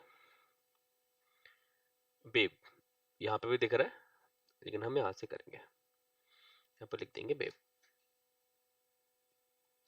ठीक है, बेब। अब यहाँ पे हमें देना है URL, सिंपल URL। ठीक है, एक ऑप्शन है बेसिक और एडवांस। एडवांस में क्या कर सकते हैं हम लॉगिन करके भी डेटा निकाल सकते हैं। ठीक है, कि आपका कोई पोर्टल है, वहां पे आपको लॉगिन करना पड़ता है, तब आपका डेटा आपको दिखता है ना। तो वो चीज यहाँ से करेंगे, उसके लिए काफी लेंदी प्रोसेस है, तो अभी इस चीज को नहीं एक्सप्लोर करते हैं, अभी सिर्फ बेसिक वाला ही देखते हैं। लेकिन हाँ, आप यहाँ से कर सकते हो लॉगिन करके भी, या API से भी डेटा फैच कर सकते हो। तो अभी बेसिक वाला रखते हैं। यहाँ पे हमने अपना URL पेस्ट कर दिया, उसके बाद क्लिक किया ओके पे, तो ये ऑटोमेटिकली पावर क्वेरी में जाएगा, और जितनी भी टेबल्स हैं उस वेब पेज पे, वो सारी टेबल की एक मुझे लिस्ट दिख जाएगी। जरूरी नहीं एक ही कोई टेबल आएगी, जितनी भी टेबल्स यूज हुई हैं इस पूरे पेज में, उन सब की एक लिस्ट हमें दिख जाएगी। ठीक है, तो सब लिस्ट आ गई। अब हम देखेंगे कौन सी लिस्ट है। अच्छा, तो पहला ही वाला है, तो जितनी भी लिस्ट है ना, देखो जितनी टेबल उसके अंदर है, सब दिख रही है। इवन आप कोड तक कॉपी कैसे कर सकते हो वहां से, कि उस वेबसाइट के लिए क्या कोड लिखा गया है, वो आपका पूरा कोड तक आपको यहाँ पे मिल जाएगा। ठीक है, तो हमें तो बस पहला वाला टेबल ही चाहिए, तो इसको सिलेक्ट कर देता हूँ, बाकी को छोड़ देता हूँ। उसके बाद ट्रांसफॉर्म डेटा, क्योंकि हमें हेडर भी फिक्स करने हैं।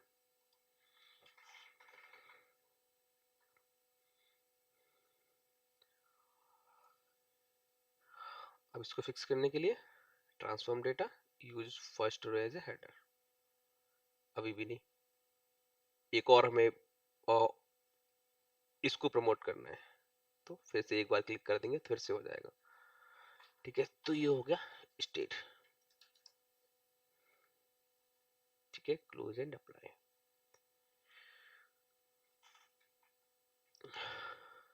तो हमने ऑलमोस्ट जो भी मोस्ट कॉमन डेटा सोर्स हैं जहां से हम डेटा फैच करते हैं, वो हमने सारे ट्राई करके देख लिए हैं।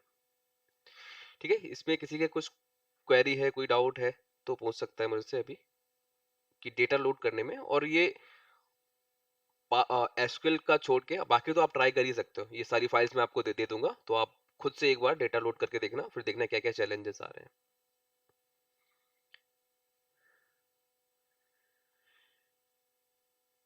क्लियर है ना सभी को अभी तक, जितनी चीजें हमने कवर की हैं? जी। ठीक है, तो डेटा लोड करने वाला पार्ट हमारा हो गया। इसको मैं सेव कर देता हूँ।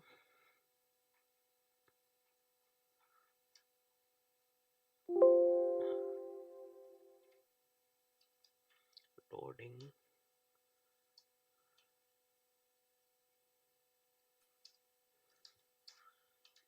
डेटा,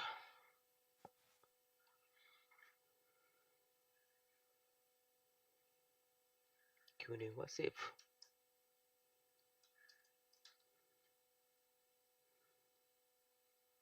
अच्छा, सेव हो गया, वो दिख रहा है बार बार। ठीक है, तो अब हमारा नेक्स्ट टॉपिक क्या है? Inserting object. ठीक है, देखते हैं क्या है। ये पूरी फाइल्स, पूरा फोल्डर का स्ट्रक्चर आपको मिल जाएगा एज इट इज, इस पे आप प्रैक्टिस कर सकते हो।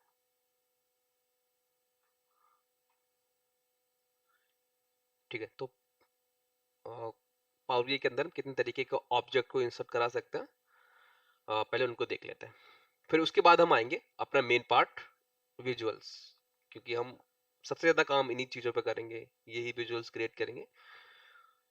ठीक है, लेकिन बेसिक्स में ऑब्जेक्ट के साथ काम करना ये भी अच्छे से में आना चाहिए। तो इसको मैं क्लोज कर देता हूँ। Inserting object, basic chart. अभी तक ज्यादा कुछ हार्ड तो नहीं लग रहा है कि मैं ज्यादा स्पीड से कर रहा हूँ? तो समझ में आ रहा है ना लोगों को?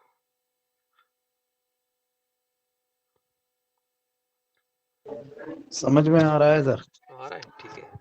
ये कल तो हमने जो सेशन किया था उसमें हमने बहुत सारी चीजें मुझे बतानी थी, तो एकदम बहुत सारी चीजें थोड़ा कॉम्प्लेक्स भी हो गया होगा।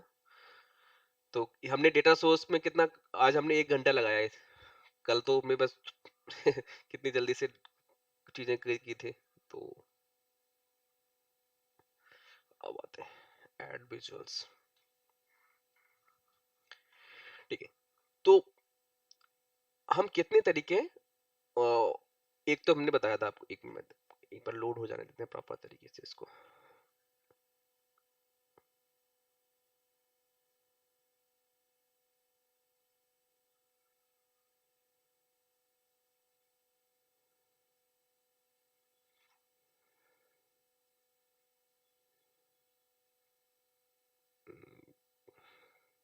थोड़ा टाइम ले रहा है सब प्रोसेसिंग में।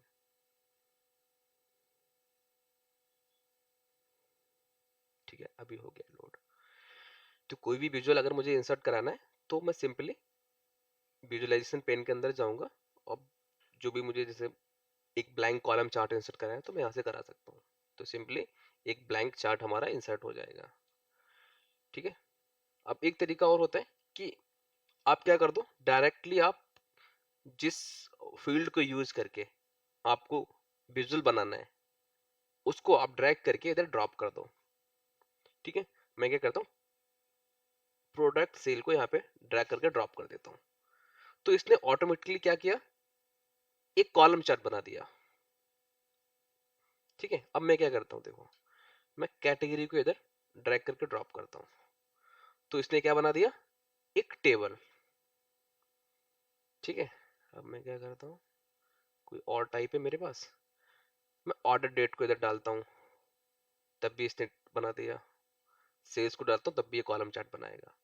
अगर मेरे पास डेटा होता कुछ जियोग्राफी का, जैसे स्टेट है ना, सिटीज, तो ऑटोमेटिकली देखो कि कौन सा, मैं स्टेट को यहाँ पे ड्रॉप करता हूँ तो इसने क्या बना दिया, ऑटोमेटिकली एक मैप चार्ट बना के हमें दे दिया। तो एक तो ये तरीका हो गया विजुअल को इंसर्ट कराने का, कि जिस तरीके के टाइप को आप कैनवस में ड्रॉप करोगे फील्ड को, वो ऑटोमेटिकली आपको डिफॉल्ट चार्ट बना के दे देगा। जैसे नंबर्स के लिए डिफॉल्ट चार्ट क्या है, कॉलम चार्ट। अगर आप कोई टेक्सुअल वैल्यू, जैसे जिसमें नंबर नहीं है, कोई टेक्स्ट डेटा है, तो ऑटोमेटिकली आपको टेबल बना के देगा। अगर कोई जियोग्राफी का डेटा है, जैसे सिटी, स्टेट, कंट्री, तो उसको आप ड्रॉप करोगे तो आपको यहाँ से सिलेक्ट करने की नीड नहीं है, ऑटोमेटिकली वो जो विजुअल है सूटेबल उस फील्ड के लिए, वो ऑटोमेटिकली क्रिएट हो जाएगा। तो मैंने स्टेट, यूनाइटेड स्टेट की स्टेट का फील्ड यहाँ पे ड्रॉप किया, तो ऑटोमेटिकली यहाँ पे एक चार्ट क्रिएट हो गया। ठीक है, सर एक चीज़ पूछनी थी। हाँ हाँ। तो मान लो ये आपने ये स्टेट्स किया है इस साइड, हम्म। जहाँ से डाटा लिया है वहाँ पे ये बना हुआ होगा ना पहले तो मैप। नहीं नहीं, मैप तो है पावर बीआई के, इसी के अंदर मैप है, जैसे मैं दिखाता हूँ आपको। ठीक है, मैप एक विजुअल है, तो यहाँ पे ये आपको दिख रहा है मैप। ठीक है, ये तो पावर बीआई के अंदर ही है मैप। ठीक है, लेकिन आपको ये मैनुअली बनाना पड़ेगा, अगर बनाना, अगर आप बनाते हो। ठीक है, तो यहाँ पे आपको क्या करना पड़ेगा, लोकेशन में आपको फील्ड डालनी पड़ेगी, लेजर में डालना पड़ेगा, ये सारा कुछ बनाना पड़ेगा। लेकिन अगर आप क्या कर देते हो, सिंपली जस्ट ड्रैग करके ड्रॉप कर देते हो, तो पावर बीआई समझ लेता है कि आपका जो डेटा है, आपका जो फील्ड है, उसका टाइप क्या है। तो वही मैं आपको समझाने की कोशिश कर रहा हूँ। अभी मैं मैप चार्ट को आपको, अभी मैप विजुअल को नहीं एक्सप्लेन कर रहा हूँ। मैप जब हम विजुअल सीखेंगे तो वहां पे हम अच्छे से डिटेल में सीखेंगे इनको। ठीक है, अभी तो हम बात कर रहे हैं कि कैसे हम विजुअल इंसर्ट करा सकते हैं। तो ये भी एक तरीका है बस, कि आप फील्ड को ड्रैग करके ड्रॉप कर दो कैनवस में, तो इससे भी क्रिएट हो जाते हैं। ठीक है, इस तरीके से हम ज्यादा क्रिएट करते नहीं है। हम क्या तरीका यूज करते हैं, हम तरीका यूज करते हैं ये वाला, कि हमें पाई चार्ट बनाना है तो पाई चार्ट पर सिलेक्ट कर देंगे तो पाई चार्ट हमारा बन जाएगा। अभी तो ब्लैंक है, जब इसके अंदर फील्ड डालेंगे तो पाई चार्ट हमारा क्रिएट हो जाएगा। ठीक है, यहाँ से भी आप इंसर्ट करा सकते हो विजुअल, और एक इंसर्ट टैब से भी आप इंसर्ट करा सकते हो विजुअल। जैसे आप न्यू विजुअल पे क्लिक करोगे तो एक ब्लैंक चार्ट क्रिएट हो जाएगा। ठीक है, तो यहाँ से भी करा सकते हो। और विजुअल्स आपको यहाँ पे ये लिस्ट दिख रही है, ये क्या है, ये पावर बीआई के अपने विजुअल है, ठीक है। लेकिन ऐसा नहीं है कि इतनी ही विजुअल्स लोग यूज करते हैं, है ना। तो माइक्रोसॉफ्ट का एक स्टोर टाइप है, जैसे प्ले स्टोर नहीं है, वहां पे सारे डेवलपर अपने अपने ऐप बना बना के डाल रहे हैं, है ना।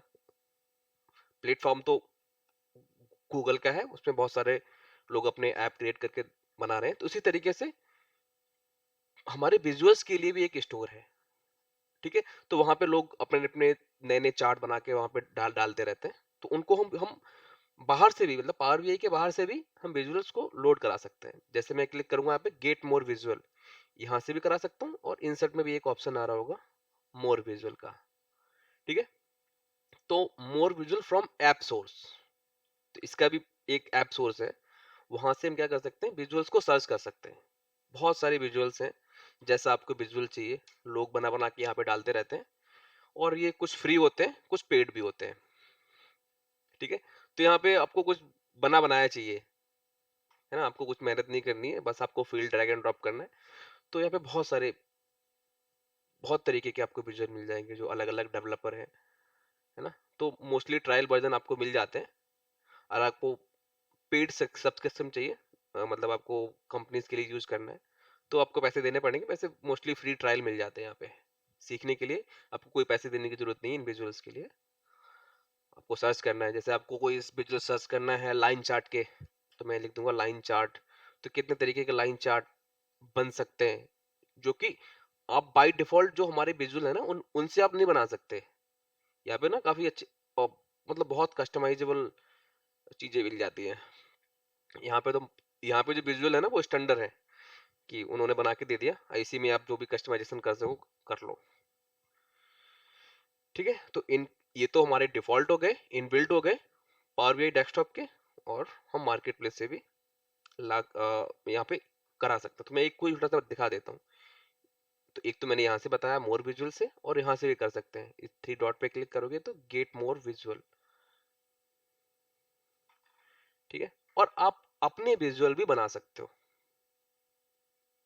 ठीक है। अगर आपको अच्छे से HTML .NET की कोडिंग वगैरह आती है, तो आप अपने विजुअल बना सकते हो, और उनको आप पावर बीआई के अंदर यूज कर सकते हो। एक मिनट, क्यों नहीं हो रहा ओपन इसको, ठीक है, ये भी लोड नहीं हो रहा है। यहाँ से करके देखते हैं, अभी तो हमने किया था यहाँ से, ठीक है, इसको छोड़ते हैं, ठीक है। तो ये तो हो गया कि आप ऐप स्टोर से कर सकते हो, और अगर आपने कोई अपना बना रखा है, आप कोडिंग करके अपना कोई अपने हिसाब से आप कॉलम चार्ट बनाना चाहते हो, है ना, तो आपने बना रखा है, तो आप यहाँ से इंपोर्ट भी करा सकते हो पावर बीआई विजुअल फाइल्स, है ना। तो काफी नेक्स्ट लेवल का आप कस्टमाइजेशन कर सकते हो, मतलब काफी फ्लेक्सिबल टूल है पावर बीआई डेस्कटॉप। ये चीजें आप और बीआई टूल है जैसे टैबलू, गूगल डेटा स्टूडियो, उनमें आप ये चीजें नहीं कर सकते। यहाँ पे तो आपको कुछ भी करना है ना, वो सब कुछ कर सकते हो, ठीक है। तो हमने बात कर ली विजुअल्स की। अब आते हैं अपने पहले विजुअल पे। विजुअल नहीं, इसको हम विजुअल नहीं बोलेंगे, ये हमारे लिए ऑब्जेक्ट है, एक तरीके से एलिमेंट बोल सकते हो। तो टेक्स्ट, तो इसकी भी हमें काफी ज्यादा जरूरत पड़ती है, कहीं पे हमें कोई इन्फॉर्मेशन देनी होती है अपने डैशबोर्ड के अंदर, तो हम टेक्स्ट बॉक्स को इंसर्ट करा सकते हैं, ठीक है। कहीं पे आपको कोई नोट डालना है डैशबोर्ड में, तो टेक्स्ट बॉक्स तो सिंपल है, आपको कोई भी इन्फॉर्मेशन आपको देनी है यहाँ पे, दिस इज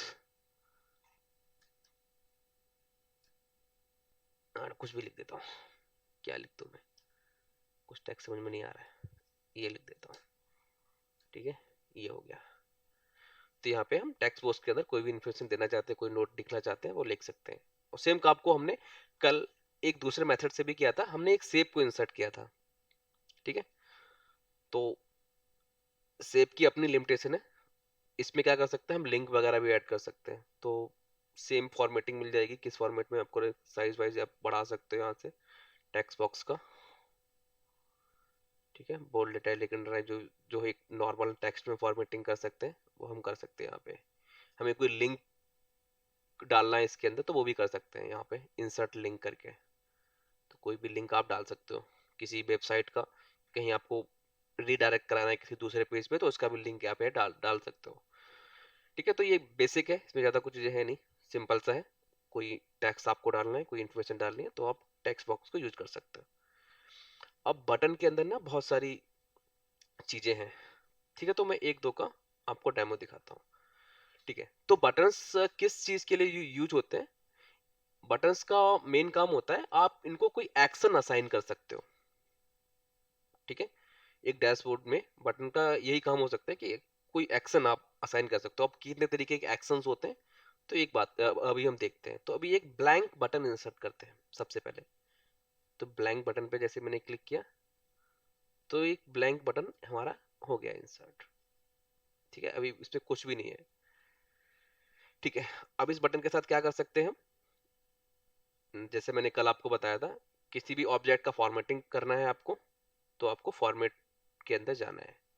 अब अगर आपको ये नहीं दिखे कि आपने क्लिक किया और फॉर्मेट नहीं दिख रहा है आपको, तो आपको क्या चेक करना है कि कहीं ये हाइड तो नहीं है, इस तरीके से तो नहीं है। जैसे आपने अभी सिलेक्ट करोगे अभी अभी वो दिखेगा नहीं, तो ये चीज़ आपको ध्यान रखना है कहीं वो कॉलअप तो नहीं कर रखा है।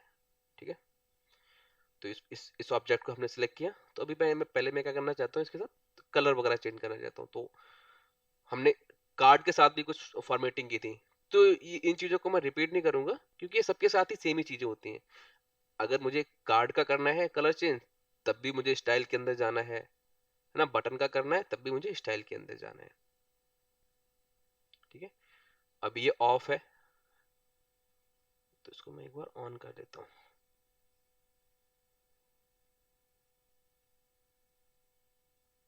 ठीक है, पहले मैं इसका कुछ नाम डालता हूँ, होम बटन बना देता हूँ उसको, होम। फॉन्ट कलर ब्लैक, मैंने जस्ट रैंडम नाम डाल दिया, इसका कोई मतलब नहीं है। ठीक है, तो एक हमने बटन बना दिया और उस पर हमने कुछ नाम दे दिया। अब मुझे इसका कुछ कलर वगैरह चेंज करना है तो यहाँ से मैं चेंज कर सकता हूँ। और जनरल में जाके इफेक्ट के अंदर, ठीक है, इफेक्ट के अंदर भी वाइट कलर है तो मैं कुछ बटन टाइप ग्रे कलर कर देता हूँ।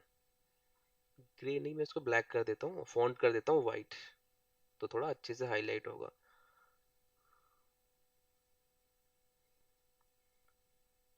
ठीक है, और ये चीजें कहाँ पे मिलेंगी ये तभी आपको पता चलेगा जब आप खुद से करोगे, खुद से एक दो बार ढूंढोगे ये कहाँ पे है मुझे कलर। तो वो प्रैक्टिस से ही आएंगे। जैसे मैं एकदम से मुझे पता है कि जेल में जाके मुझे इफेक्ट मिलेगा, इफेक्ट के अंदर मैं कलर चेंज कर सकता हूँ, है ना, विजुअल बॉर्डर की अभी नीड नहीं है। तो ये चीजें आपको तभी आएंगी जब प्रैक्टिस आप करोगे। ठीक है, तो चलते हैं। अभी हमने क्या कर दिया, बैकग्राउंड कलर चेंज कर दिया और बटन का नाम दे दिया। ठीक है, अब स्टाइल के अंदर क्या क्या चीज आप कर सकते हो, टेक्सुअल चेंजेस कर सकते हो, मतलब टेक्स्ट के जो भी फॉर्मेटिंग होती है वो कर सकते हो, फिल बॉर्डर शैडो ये सारी चीजें आप देख सकते हो।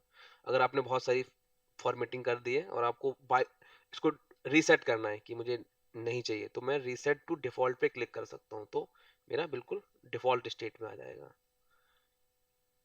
कंट्रोल जेड कर देता हूँ, वापस लिख कर। ठीक है, अब मेन चीज होता है बटन के अंदर एक्शन। ठीक है, एक्शन काफी इंपॉर्टेंट चीज है।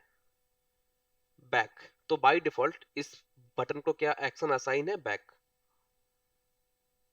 ठीक है, तो इसका नाम मैं होम ही रखते थे, या दूसरा बटन बना, इसका कॉपी करके दूसरा बटन बना देता हूँ।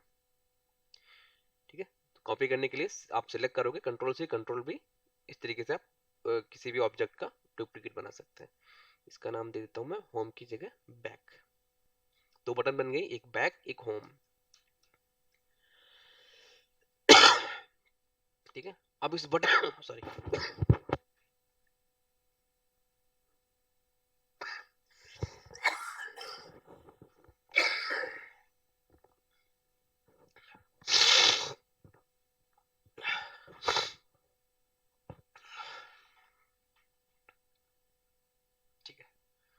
हम क्या कर रहे थे, इस बटन का नाम चेंज कर रहे थे, तो बैक हमने इसका नाम चेंज कर दिया। अब इस बटन को जो बाय डिफॉल्ट एक्शन असाइन है वो है बैक। तो बैक क्या करता है कि आप किस पेज पे थे, ठीक है, जैसे मैं अभी इस पेज पे था, अब मैं करूंगा बैक पे क्लिक, तो मुझे जिस पेज में मैं पहले था उसी पेज पे मुझे लेके जाएगा। ठीक है, तो अभी मैं जाता हूँ बटन के अंदर, अभी मैं बटन वाले पेज पे हूँ। अब मैं जाता हूँ जहाँ पे मेरा बटन क्रिएटेड है, उस पे जाता हूँ। अब मैं करूंगा बैक, तो मुझे अभी मैं किस पेज पे गया था, बटन वाले पेज पे, तो ये मुझे बटन वाले पेज पे लेके जा रहा है। ठीक है, तो ये होता है सिंपल और बैक एक्शन। तो ये कैसे असाइन कर सकते हैं, ये तो बाय डिफॉल्ट था। इस एक्शन को कैसे करते हैं, यहाँ से। अब एक्शन को एक्सपेंड करेंगे, उसके अंदर बहुत सारे एक्शन आपको दिखेंगे कि back, bookmark, page navigation, URL, apply all slicer, clear all slicer, ये सारे एक्शंस हैं। तो यही हम बटन को असाइन करते हैं। ठीक है, तो अभी हमने बुकमार्क सीखा नहीं है, ड्रिल थ्रू सीखा नहीं है, तो इनको हम बाद में करेंगे जब हम अपना प्रोजेक्ट करेंगे, तो वहां पे भी ये यूज होगा और सारी चीजें। तो बैक एक्शन हो गया। एक होता है पेज नेविगेशन एक्शन, कि भाई मेरा एक पेज है, इसका नाम मैं ये दे देता हूँ। ठीक है, इसका कॉपी पेस्ट करके नया बना लेता हूँ और इसका नाम चेंज कर देता हूँ। बैक की जगह मैं पूरा नाम दे देता हूँ अपने रिपोर्ट का। क्या नाम है रिपोर्ट का, ठीक है, मैंने इस बटन का नाम दे दिया, बड़ा सा कर देता हूँ उसको। ठीक है, तो ये एक बटन हमने बना दिया। अब मुझे एक एक्शन असाइन करना है इस बटन पे कि जब भी मैं इस पे क्लिक करूं तो मेरा ये वाला पेज ओपन हो जाना चाहिए। ठीक है, सिंपल सा। तो कैसे करेंगे, बटन को सिलेक्ट करेंगे। अभी क्या एक्शन असाइन है, बैक। बैक की जगह मैं क्या करूंगा, पेज नेविगेशन पे क्लिक करूंगा। ठीक है, पेज नेविगेशन को पे क्लिक किया। अब हमसे पूछ रहा है कि डेस्टिनेशन क्या है, तो मैं इसमें क्या दूंगा, ये वाला पेज। ठीक है, तो इस बटन पे मैंने पेज नेविगेशन एक्शन के अंदर ये वाला पेज बता दिया है कि इस पेज पे आपको जाना है जब इस बटन पे क्लिक हो।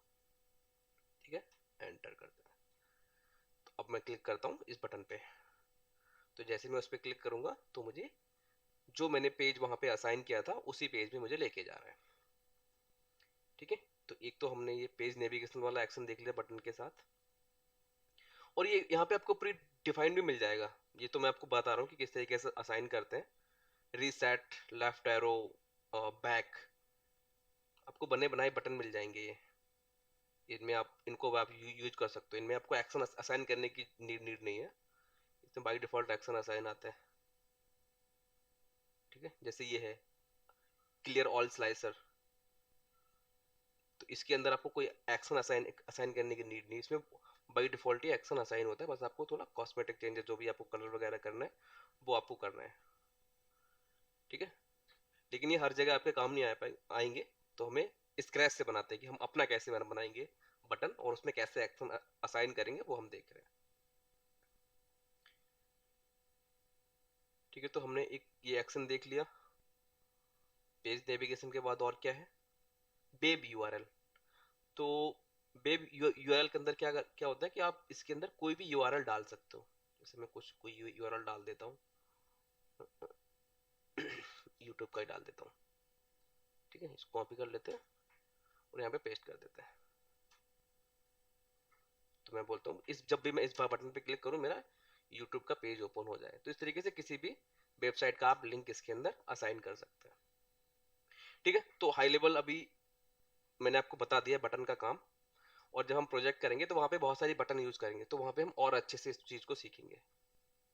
ठीक है, page navigator, page bookmark navigator, ये काफी सारी चीजें आपको दिख रही होंगी। अभी भी बुकमार्क एक बड़ा टॉपिक है, तो पहले हम बुकमार्क सीखेंगे, फिर यहाँ पे कैसे यूज करेंगे उसका, फिर हम देखेंगे। ठीक है, तो बटन के अंदर आपको आपको क्लियर हो गया कि बटन का यूज क्या होता है। आप बटन के अंदर ये हमने कुछ बेसिक एक्शन देखे हैं, home, back, page navigation, web URL, और भी एक्शन होते हैं वो हम बाद में देखेंगे। ठीक है, इसमें किसी कोई चैलेंज तो नहीं है, ये क्लियर है। बटन को कैसे ऐड करेंगे अपने रिपोर्ट के अंदर, धर्मेंद्र, राहुल, क्लियर है सर? क्लियर है सर। क्लियर है?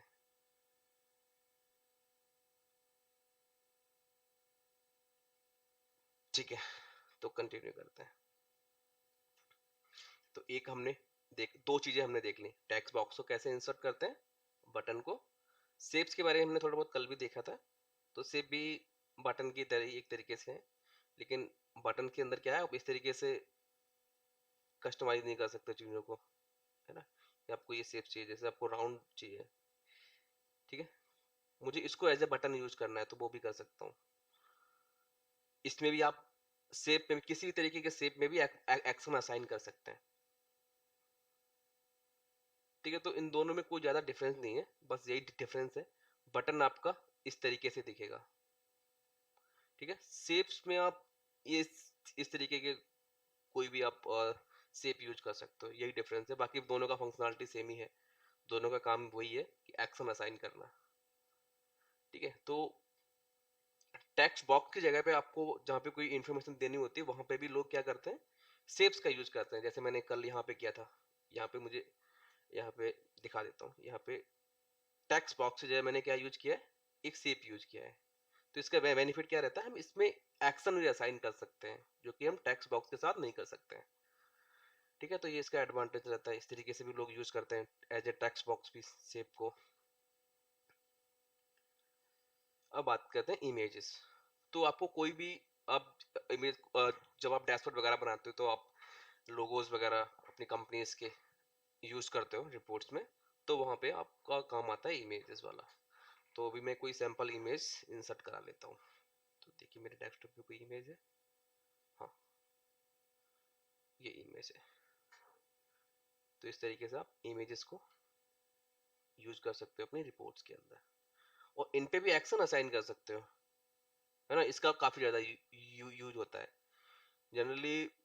कुछ इस तरीके के डैशबोर्ड, मतलब मेरे पास इस तरीके से काफी रिक्वायरमेंट आती है कि जो हमारे यूजर है ना, वो कहीं से कोई रिपोर्ट देख लेते हैं कि ये बहुत अच्छा लग रहा है, और वो जरूरी नहीं होता है कि वो पावर बीआई में ही बना हो। कोई विजुअल है, कोई चार्ट है, कोई बटन है ना। तो जरूरी नहीं होता कि वो पावर में कोई और किसी टूल को यूज करके बनाया गया होता है, लेकिन उनको चाहिए होता है कि ऐसे ही बना दो, मुझे पावर बीआई में मुझे चाहिए, है ना। और वो पावर बीआई में हम कर नहीं सकते इनबिल्ट, तो हम क्या करते हैं, कैनवा पे जाके या किसी और फोटोशॉप वगैरह से कैसे भी करके हम वैसा इमेज बना लेते हैं, और उसको हम यहाँ पे यूज कर लेते हैं, और यूजर को लगता है कि हमने कुछ पावर बीआई से बनाया है, और उस इमेज पे हम क्या करते हैं, एक्शन असाइन कर देते हैं, है ना। तो जैसे ये इमेज है, तो इमेज पे भी आप एक्शन असाइन कर सकते हो, ठीक है। तो सेम तरीके के एक्शन, वेब यूआरएल, ये सारी चीजें आप यहाँ भी कर सकते हो, जो आप बटन के साथ कर सकते हो, ठीक है। तो इसमें फॉर्मेटिंग सारी चीजें आप ज्यादा नहीं कर सकते, आप बॉर्डर वगैरह ये सब चीजें चेंज कर सकते हो। इसमें बैकग्राउंड वगैरह क्या करूंगा तो क्या होगा, कुछ नहीं होगा। इमेज का कुछ आप चेंज नहीं कर सकते, बस बॉर्डर वगैरह थोड़ा बहुत कर सकते हो। तो आई होप आपको ये क्लियर हो गया होगा ऑब्जेक्ट में, क्योंकि ये इनके साथ फेमिलियर होना जरूरी था, इसीलिए मैंने आपको सबसे पहले ये चीजें बता दी, ठीक है। इसमें कोई किसी को चैलेंज तो नहीं है, नो सर। क्लियर है ना। और ऐसे नहीं अभी हमने खत्म कर दिया ये टॉपिक, बटन्स के अंदर भी हम बहुत चीजें करेंगे, जैसे जैसे आगे बढ़ेंगे ना, तो काफी चीजें करेंगे, ठीक है। और कुछ लोगों को मेरे पास ज्यादा वो आया कि भाई 3 घंटे के क्लास के लिए लोग एग्री नहीं है, तो हमने इसको 2 घंटे का किया हुआ है। तो थोड़ा हो सकता है कि 4 महीने की जगह थोड़ा एक्सटेंड कर जाए टाइमिंग। तो आई होप इसमें किसी को चैलेंज नहीं होगा टाइमिंग से रेट लेके, अगर एक्सटेंड करते हैं तो 2 घंटे का, ठीक है। यस सर, कोई इशू नहीं है। ठीक है। और बाकी ठीक है सर। बाकी इवनिंग में करना है या मॉर्निंग में करना है, वो हम नेक्स्ट सैटरडे नेक्स्ट क्लास तक ये डिसाइड कर लेंगे कि टाइमिंग क्या रहेगी। ये तो हमारे 2 बैचेस डेमो वाले बैचेस थे, बाकी हम देख लेंगे टाइमिंग का, ठीक है। तो कुछ और करते हैं थोड़ा बहुत, अभी हमारे पास टाइम है थोड़ा। अब नेक्स्ट हम क्या करेंगे, एक अपना हम सिलेबस वाला हमारा डॉक्यूमेंट था, उसको देखते हैं।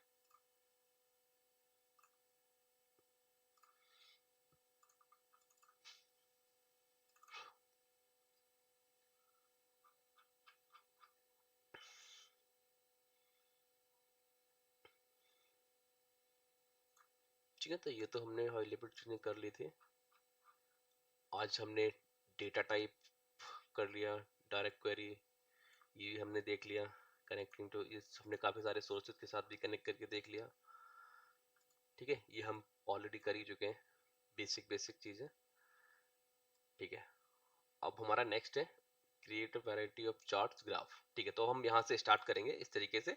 पहले हम सारे विजुअल्स को जितने भी हमारे पास डिफॉल्ट वाले चार्ट हैं उनको बना के देखेंगे। उसके बाद एडवांस फीचर जैसे बुकमार्क, ड्रिल थ्रू, है ना, इस सीक्वेंस में हम चलेंगे, सीखेंगे। ठीक है, तो पहले हम विजुअल वाला पार्ट करेंगे, फिर उसके बाद पावर क्वेरी सीखेंगे। ठीक है, पावर क्वेरी में हम अभी तो मैं छोटे छोटे आपको और ट्रांसफॉर्म बता रहा हूँ, लेकिन हम पूरा जितने भी फीचर हैं, जितने भी उन सब का हम यूज देखेंगे किस तरीके से हम। तो पूरा यहाँ पे आप देख सकते हो। जब हमारा डेटा प्रिपरेशन वाला काम खत्म हो जाएगा, ठीक है, डेटा प्रिपरेशन के बाद उसके बाद हम सीखेंगे डेटा मॉडलिंग। ठीक है, डेटा मॉडलिंग भी काफी बड़ा टॉपिक है, इस पे भी हमें अच्छा टाइम देना पड़ेगा। फिर लास्ट में आते हैं, लास्ट नहीं, इसके बाद भी और भी चीजें हैं, डैक्स फंक्शन। ठीक है, डैक्स फंक्शन जिसमें 30 से 40% लोग कोर्स छोड़ देते हैं, कहते नहीं हो पाएगा। ठीक है, तो डैक्स सीखेंगे।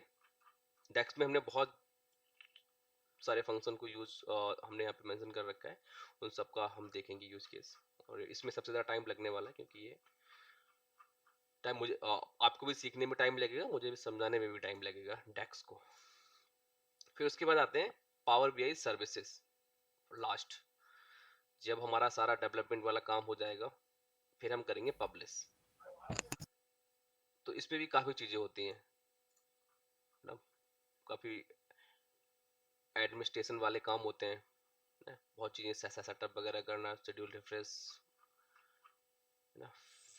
उसके बाद हम पेजिनेटेड रिपोर्ट्स को भी सीखेंगे। तो पेजिनेटेड रिपोर्ट्स क्या होते हैं, कुछ लोगों ने एसएसआरएस सुना होगा, तो पहले बहुत ज़्यादा यूज होता था, आज भी कुछ कंपनी यूज कर रही हैं एसएसआरएस। ठीक है, तो एसएसआरएस भी हमारा पावर बीआई के अंदर आ चुका है। ठीक है, जो एसएसआरएस में हम काम करते थे ना, वो हम पेजिनेटेड रिपोर्ट्स के नाम से इसके अंदर पावर बीआई के अंदर सीखेंगे। तो पावर बीआई सीखने के बाद ये बोल सकते हैं कि हाँ, मुझे एसएसआरएस भी आता है। फिर लास्ट में integrating AI and machine learning with power BI. ठीक है, तो एआई की अपनी कुछ कैपेबिलिटीज हैं, उनको हम एक्सप्लोर करेंगे पावर बीआई के अंदर, कि कैसे हम यूज कर सकते हैं एआई को। ठीक है, तो इस तरह इस फ्लो में हम चलेंगे। और क्या बचा हुआ है, हाँ अभी और बचा हुआ है बताने के लिए। ठीक है, सेक्शन 10 फिर आते हैं डेक्स क्वेरी। ठीक है, तो डेक्स में भी, डेक्स के भी दो पार्ट हैं, एक डेक्स फंक्शन है और एक डेक्स क्वेरी अलग से है ना। तो पहले हम डेक्स फंक्शन सीखेंगे, फिर डेक्स क्वेरी सीखेंगे। तो डेक्स फंक्शन का काम होता है जो भी हम कैलकुलेशंस करते हैं, मतलब कंप्यूट वाला काम करते हैं, और डेक्स क्वेरी का काम होता है सिर्फ डेटा को निकालना। ठीक है, डेटा फैच करना, कि हमने हमारा एक डेटा मॉडल है, वहां से कोई हमें डेटा क्वेरी करना है ना, तो उसके लिए होता है यूज। फिर जब हम सारी चीजें सीख जाएंगे, उसके बाद हम करेंगे रियल वर्ल्ड प्रोजेक्ट। तो हम एक end to end dashboard create करेंगे। ठीक है, sales and revenue, human resource analytics and social media analytics, ये कुछ 3 डैशबोर्ड हम बनाएंगे, एंड टू एंड पूरे प्रोजेक्ट करेंगे, जिसमें हमने जितना भी सीखा है इस पूरे कोर्स में, वो सब कुछ हम इन्हीं डैशबोर्ड के अंदर इम्प्लीमेंट करेंगे। ठीक है, उसके बाद आते हैं सेक्शन 13 पावर बीआई इंटरव्यूज के बारे में। तो यहाँ पे हम करेंगे इंटरव्यू की प्रिपरेशन। तो जितने भी इंटरव्यू के क्वेश्चंस पूछे जाते हैं, कॉमन इंटरव्यू क्वेश्चंस हैं, उनकी प्रिपरेशन करेंगे, जो भी असाइनमेंट होते हैं। उसके बाद रिज्यूम कैसे बिल्ड करना है है ना, कैसे Naukri.com ये जो भी जॉब पोर्टल्स हैं उन पे प्रोफाइल मतलब इफेक्टिव प्रोफाइल क्रिएट करना है ना। तो ये सारा ही सपोर्ट आपको मिलेगा, रिज्यूम फॉर्मेट से लेके सारा सपोर्ट। ठीक है, तो आगे बढ़ते हैं।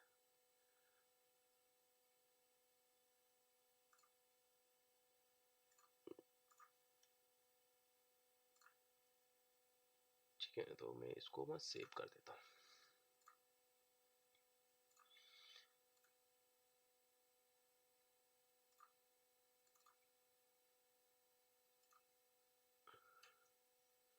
इसका नाम दे देता हूँ मैं बेसिक चार्ट्स।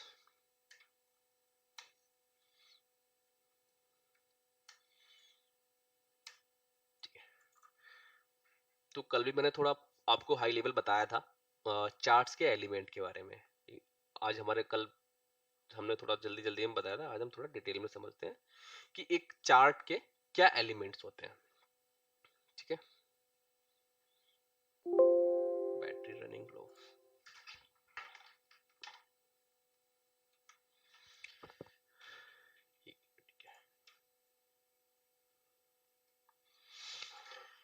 ठीक है, तो एक बेसिक सा चार्ट कुछ इस तरीके से दिखता है। ठीक है, अब इसके एलिमेंट को समझते हैं।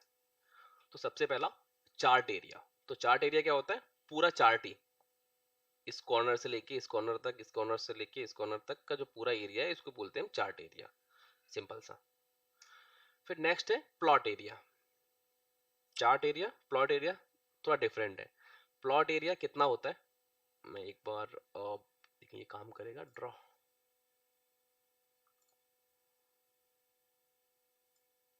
यहाँ पे काम नहीं करेगा।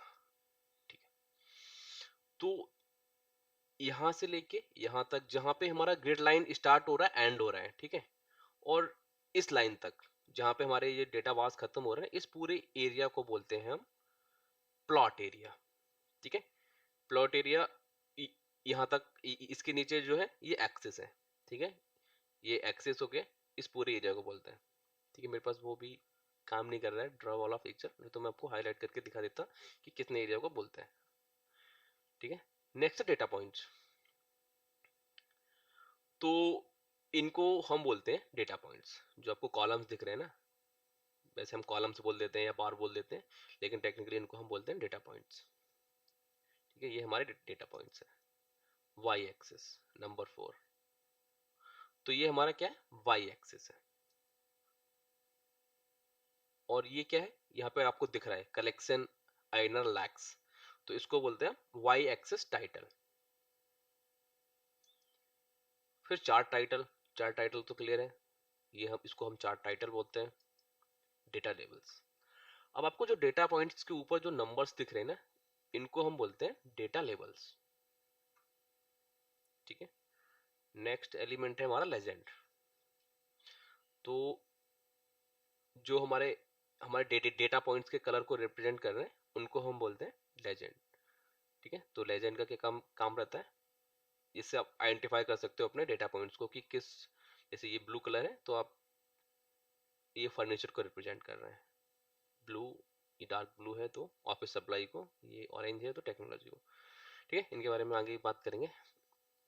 अब बात करते हैं एक्स एक्सिस नंबर 9। तो ये है आपका एक्स एक्सिस, जहां पे आपको दिख रहा है 2019, 2022, 2021, ये है आपका x axis. X axis title, तो जो फिजिकल ईयर यहाँ पे मेंशन है ये हमारा है X axis title. Zoom slider, तो आपको ये सारे एलिमेंट आपको बाय डिफॉल्ट नहीं दिखेंगे। ठीक है, इनमें से कुछ को आपको ऐड करना पड़ता है। जैसे जूम स्लाइडर है, मैंने तो यहाँ पे दिखा रखा है कि जूम स्लाइडर है, लेकिन बाय डिफॉल्ट जब आप चार्ट क्रिएट करोगे कोई कॉलम चार्ट, तो वहां पे आपको बाय डिफॉल्ट नहीं दिखेगा। लेकिन अगर आपको कहीं पे दिखे तो इसको बोलते हैं जूम स्लाइडर। ठीक है, इसका काम काम क्या होता है इसके बारे में डिटेल में बात करेंगे, थोड़ा मैं बताता हूँ। इसका काम होता है कि आप अपने एक्स एक्सिस को कंट्रोल कर सकते हो, सॉरी वाई एक्सिस को आप कंट्रोल कर सकते हो। अभी कितना है एक्सेस आपका, 0 से लेके 200, आपको 50 तक में कंपैरिजन देखना है 150 में, 0 से लेके 150, तो आप इसको नीचे स्लाइड कर सकते हो। ठीक है, स्लाइडर लेवल, हाँ तो जो जो हमारा जूम स्लाइडर है ना उसके लेवल्स, तो ये तो जो हमें दिख रहा है ना लाइन, इसको बोलेंगे सिर्फ हम स्लाइडर, और स्लाइडर के लेवल्स ये है। ग्रिड लाइन, ये जो आपको लाइन दिख रही है ना रेड कलर की, इनको बोलते हैं हम ग्रिड लाइन। ठीक है, तो ये थे हमारे एक बेसिक से चार्ट के एलिमेंट।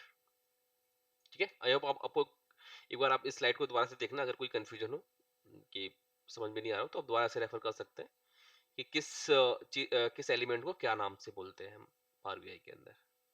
तो इसमें एलिमेंट में तो किसी को कोई चैलेंज नहीं है, कोई डाउट हो, ये क्लियर है ना? याद याद होने में तो टाइम लगेगा।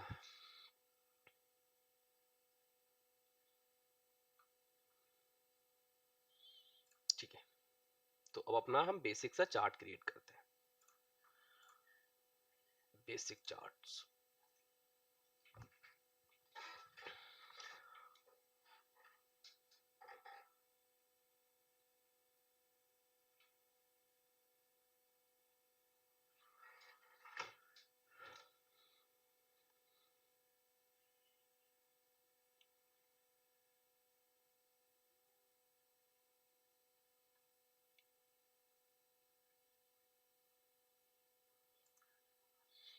ठीक है, इनको मैं डिलीट कर देता हूँ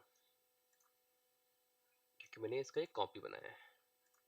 अब मुझे मल्टीपल पेजेस को डिलीट करना है, तो इसको कैसे डिलीट कर सकते हैं? कंट्रोल के साथ सिलेक्ट करेंगे, कंट्रोल नहीं काम नहीं कर रहा,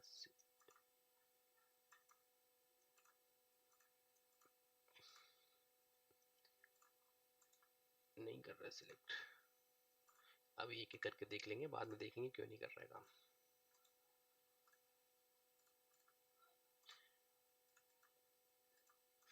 डिलीट। तो हम अपना पहला चार्ट बनाएंगे, कॉलम चार्ट। ठीक है, कॉलम चार्ट की भी 3 कैटेगरी होती हैं, stack bar chart, column stack column chart और क्लस्टर्ड बार चार्ट, इस तरीके की कुछ कैटेगरीज होती हैं। तो अभी हम कौन से वाले चार्ट देखने वाले हैं, देखते हैं एक बार। कॉलम वर्सेस क्लस्टर चार्ट, अभी सिंपल सा स्टैक कॉलम चार्ट बनाते हैं, नहीं कोई एक लेते हैं। ठीक है, तो सिंपल सा कॉलम चार्ट बनाने के लिए हम पहले ब्लैंक स्टैक कॉलम चार्ट को इंसर्ट करा लेंगे। ठीक है, अब जितना हमें इसका साइज चाहिए उतना हम एडजस्ट कर लेंगे। तो अभी हमें एक ही चार्ट बनाना है तो थोड़ा बड़ा सा बना लेते हैं जिससे हमें विजिबिलिटी हमारी अच्छी हो जाए। ठीक है, तो अब आपको यहाँ पे देखिएगा, अभी हमने थोड़ा जूम कर रखा है ना, तो इसलिए हमें स्क्रॉल करना पड़ रहा है, वैसे हमें ऊपर ही दिख जाता है ये चीज। तो अभी आप देखोगे हमारे पास इस चार्ट की क्या क्या एलिमेंट है, X axis, Y axis, legend, small multiples, ठीक है ना, टूल टिप। ठीक है, और भी काफी सारे फीचर्स हैं। तो सबसे पहले हम बेसिक सा चार्ट बनाते हैं, तो इसके लिए हम क्या करेंगे, हम बनाते हैं कैटेगरी वाइज चार्ट। ठीक है, कैटेगरी, तो कैटेगरीज को हम डालेंगे एक्स एक्सिस के अंदर। ठीक है, कैटेगरी को हमने एक्स एक्सिस में डाल दिया। अब हमारा जो वैल्यू वाला फील्ड है वो हमारा जाएगा वाई एक्सिस में। तो हम क्या देखना चाहते हैं, सेल्स देखना चाहते हैं वाई कैटेगरी, तो मैं सेल्स को डाल दूंगा वाई एक्सिस के अंदर। ठीक है, अब आप एक चीज नोटिस करना, मैं फिर से आपको दिखा रहा हूँ, वाई एक्सिस के अंदर हमने सेल्स फील्ड को डाला, तो लेकिन यहाँ पे क्या आ रहा है, सम ऑफ सेल्स। ठीक है, तो जैसे ही आप किसी नंबर फील्ड को आप डालते हो एक्सेस में तो ऑटोमेटिकली उसका सम क्रिएट हो जाए, मतलब अगर आप नंबर डालोगे तो सम हो जाएगा, अगर मैं यहाँ पे नंबर की जगह कोई टेक्स्ट फील्ड यहाँ पे ड्रॉप करूंगा ना तो वो उसका काउंट हो जाएगा। अगर जो लोग एक्सेल बैकग्राउंड से, पिवट टेबल में इसी तरीके से ही चीजें होती हैं। ठीक है, और इंटरफेस भी लगभग ऐसे ही होता है पिवट टेबल की तरह, जैसे हम यहाँ पे चीजें ड्रैग एंड ड्रॉप करके डाल रहे हैं ना, पिवट टेबल में ऐसे ही करते हैं। तो सेल्स को हमने डाल दिया वाई एक्सेस में, तो वाई एक्सेस हमारा हो गया ये, एक्स एक्सिस हो गया हमारा ये। ठीक है, अब हमसे क्या पूछ रहा है, लेजेंड। तो लेजेंड की अभी हमारे पास नीड नहीं है, क्योंकि हमारा तो एक ही डेटा पॉइंट्स है एक कैटेगरी का। अभी तो मैं कलर कोडिंग की नीड ही नहीं है। ठीक है, तो इसको जब हम स्टैक कॉलम चार्ट बनाएंगे ना, तो वहां पे लेजेंड का रोल आएगा। यहाँ पे भी हम यूज कर सकते हैं। कैसे कर सकते हैं कि भाई पहले उनको थोड़ा फॉन्ट साइज हम बढ़ा लेते हैं। ठीक है, तो इस चार्ट को सिलेक्ट करेंगे, फॉर्मेट के अंदर जाएंगे, फॉर्मेट के अंदर हमें किस चीज का फॉन्ट साइज बढ़ाना है, एक बार कोई बताएगा। हमें ये जो टेक्नोलॉजी लिखा हुआ, फर्नीचर लिखा हुआ, ऑफिस सप्लाई लिखा हुआ है, इनका हमें फॉन्ट साइज इंक्रीज करना है। तो कैसे करेंगे, अभी हमने किया था। रोहित, कैसे करेंगे, और कोई बताएगा। सर उसी ऑब्जेक्ट को सर सिलेक्शन करके कर हाँ सकते हैं, हाँ, हमने ऑब्जेक्ट को सिलेक्ट कर लिया जो कि उस हमारा पे चार्ट है। सिलेक्शन होना जरूरी है। ठीक है, हमने सिलेक्ट कर लिया। उसके बाद नेक्स्ट, उसके बाद फॉर्मेट फॉर्मेट फॉर्मेट पे क्लिक फॉर्मेट में करेंगे, जाके फॉर्मेट पे क्लिक करेंगे। नेक्स्ट, जनरल जनरल में नहीं जाएंगे तो एक्स हाँ, तो देखो अब ये हमारा क्या है, एक्स एक्सिस है ना। तो एक्स एक्सिस से रिलेटेड जो भी काम है, जो भी चेंजेस करने, तो हमें वो एक्स एक्सिस को हमें एक्सपेंड करना पड़ेगा। ठीक है, अगर मुझे वाई एक्सिस में कोई फॉर्मेटिंग वाले चेंजेस करने हैं, तो मैं वाई एक्सिस को एक्सपेंड करूंगा। ठीक है, तो अभी हमें क्या करना है, एक्स एक्सिस का फॉन्ट साइज इंक्रीज करना है, जो भी टेक्स्ट लिखा हुआ है। तो मैं एक्स एक्सिस के अंदर जाऊंगा, उसके बाद यहाँ से जो भी मेरा फॉन्ट साइज है मैं बढ़ा दूंगा। मुझे इसको बोल्ड भी करना है, तो जो भी आपको करना है आप कर सकते हो फॉर्मेटिंग वाले चेंजेस। ठीक है, टाइटल यहाँ पे आ रहा है इसका, एक्सेस का टाइटल। आपको हाइड करना है या चेंज करना है, दोनों काम आप कर सकते हो। आपको बंद करना है, यहाँ से बंद कर सकते हो। ठीक है,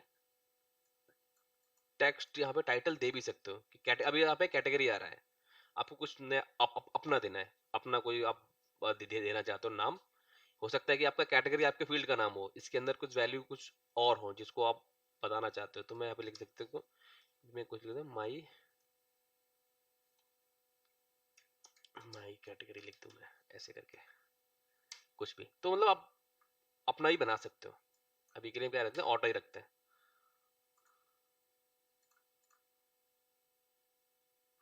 ठीक है, तो वो भी हट गया हमारा कैटेगरी। इसको कॉपी करके पेस्ट ही कर देता हूँ। ठीक है, कैटेगरी हमारा आ गया। तो चाहिए तो रख सकते हैं, नहीं तो अभी के लिए ऑफ कर देता हूँ, क्योंकि हमें पता है कि क्या है, ये कैटेगरी है तो नीड नहीं है। ठीक है, हमने बंद कर दिया। वैल्यूज है इसके अंदर, लेआउट बिट तो अभी हमारा फुली है तो दिखेगा नहीं, चार्ट का साइज हमारा है इसी। अब हमने जो काम किया ना, अगर हमें लगता है कि कुछ गड़बड़ कर दिया हमने, तो यहाँ से हम रीसेट कर सकते हैं नीचे आके। ठीक है, तो अभी कुछ करने की नीड नहीं है। अब ये वाई एक्स को देखते हैं, ये बहुत छोटा छोटा है ना, समझ में नहीं आ रहा है क्या लिखा हुआ है। तो इसका भी मैं फॉन्ट साइज बढ़ाना है, तो इस बार मैं जाऊंगा वाई एक्सेस के अंदर। ठीक है, वाई एक्सेस के अंदर यहाँ पे ऑटो रेंज है, जितनी हमारी वैल्यू है ना, उसी के बेसिस पे 0.0 मिलियन से लेके 0.8 मिलियन इसने ऑटोमेटिकली डिसाइड कर लिया कि ये हमारा एक्सेस का रेंज होगा। लेकिन आपको इसको मॉडिफाई करना है कि नहीं, आप नहीं चाहते, आप नहीं चाहते कि 0.0 से स्टार्ट हो, आप चाहते हो 0.2 मिलियन से स्टार्ट हो, तो यहाँ से आप चेंज भी कर सकते हो। मिनिमम मैक्सिमम आप यहाँ से डिसाइड कर सकते हो। ठीक है,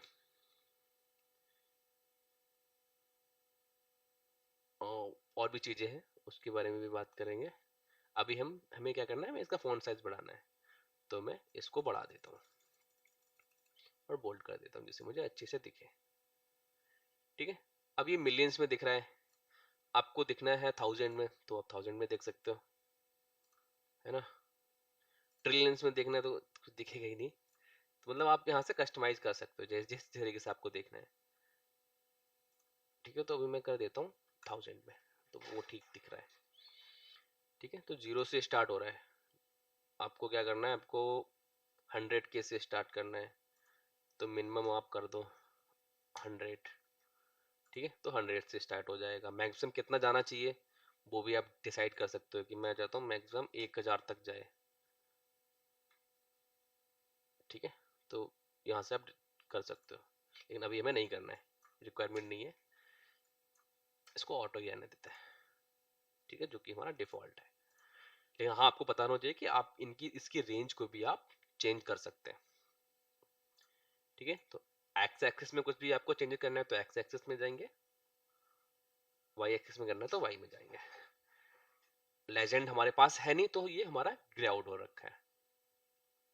ठीक है, स्मॉल मल्टीपल भी हमने नहीं यूज किया है। ठीक है,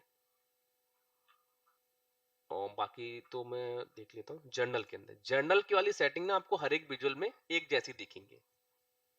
ठीक है, इसमें कोई चेंजेस नहीं आएगा, चाहे मैं पाई चार्ट बना रहा हूँ, चाहे मेरा लाइन चार्ट हो। चेंज क्या होगा, ये चीजें चेंज हो जाएंगी। ठीक है, आपके विजुअल के अकॉर्डिंग इसमें आपको हमेशा सेम ही चीजें मिलेंगी। तो एक बार मैं सेपरेटली इन सारी सेटिंग्स को आपको बता दूंगा। ठीक है, आज तो अगर मैं एक्सप्लेन करने जाऊंगा टाइम लग जाएगा हमारा, तो आई थिंक आज के लिए इतना काफी है। अभी ये चार्ट हमारा कंप्लीट नहीं हुआ, अभी तो हमने बस 2 सेटिंग को ही देखा है ना, बाकी चीजों को भी हम धीरे धीरे करके देखेंगे। ठीक है, अभी तक जो इतनी चीजें हमने कवर की, इसमें अगर किसी को कोई डाउट हो, कुछ पूछना हो। सर एक चीज पूछनी थी मुझे। हाँ हाँ सर जिसमें आपने ये अंडरस्कोर लगाते हो, हाँ हाँ। मान लो इसमें स्पेस यूज कर सकते हैं वैसे हम? कहाँ पे? मैंने ज्यादातर में देखा आपने अंडरस्कोर लगा रखा है हाँ देखो, पावर बीआई में। बेस्ट प्रैक्टिस होता है कि आप अंडरस्कोर यूज करो, क्योंकि कई सारे जो डेटाबेस है ना वो स्पेस को एक्सेप्ट नहीं करते हैं, है ना।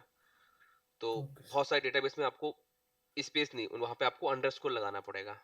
लेकिन यहाँ पे आप किस चीज की बात कर रहे थे, मैं एक बार। पावर बीआई में देखा था मैंने, आपने नहीं कई नहीं, पावर ये में कई ऐसी जगह कोई लगा रखा है। लिमिटेशन नहीं है, लेकिन जो जिस सोर्स से डेटा आ रहा है, जैसे एसक्यूएल सर्वर है, ठीक है, वो अगर स्पेस को एक्सेप्ट नहीं करता कि आप वहां पे स्पेस नहीं नहीं दे सकते, तो वो डेटा उसी सोर्स से आएगा, तो यहाँ पे भी वही अंडरस्कोर दिखेगा, है ना। देखो, यहाँ पे मैंने अंडरस्कोर लगा रखा है, प्रोडक्ट अंडरस्कोर मास्टर। अगर मैं अंडरस्कोर हटा देता हूँ, एक काम कर, एक मिनट लोड होने देते हैं, तब भी कोई प्रॉब्लम नहीं है, मैं इसको हटा देता हूँ, मैं अंडरस्कोर की जगह कर दूंगा मास्टर। ठीक है, कोई एरर नहीं आया।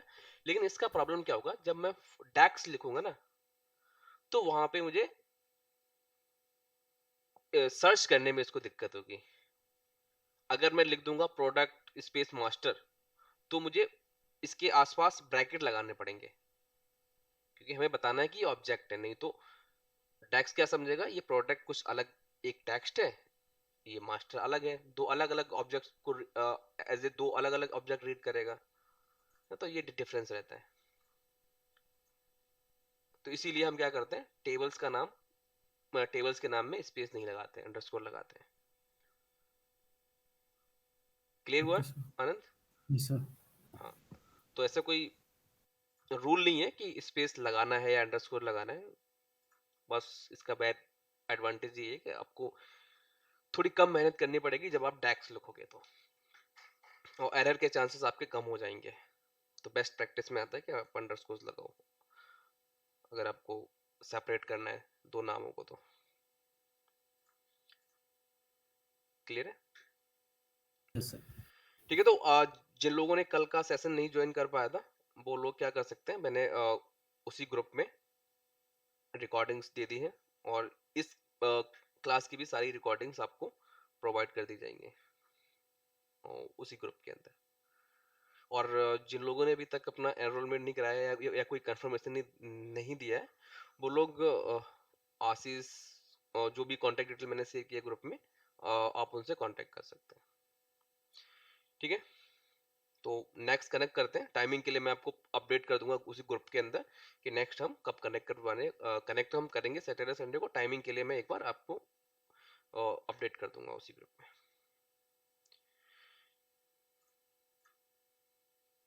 ठीक है everyone, okay bye. Okay sir. धन्यवाद।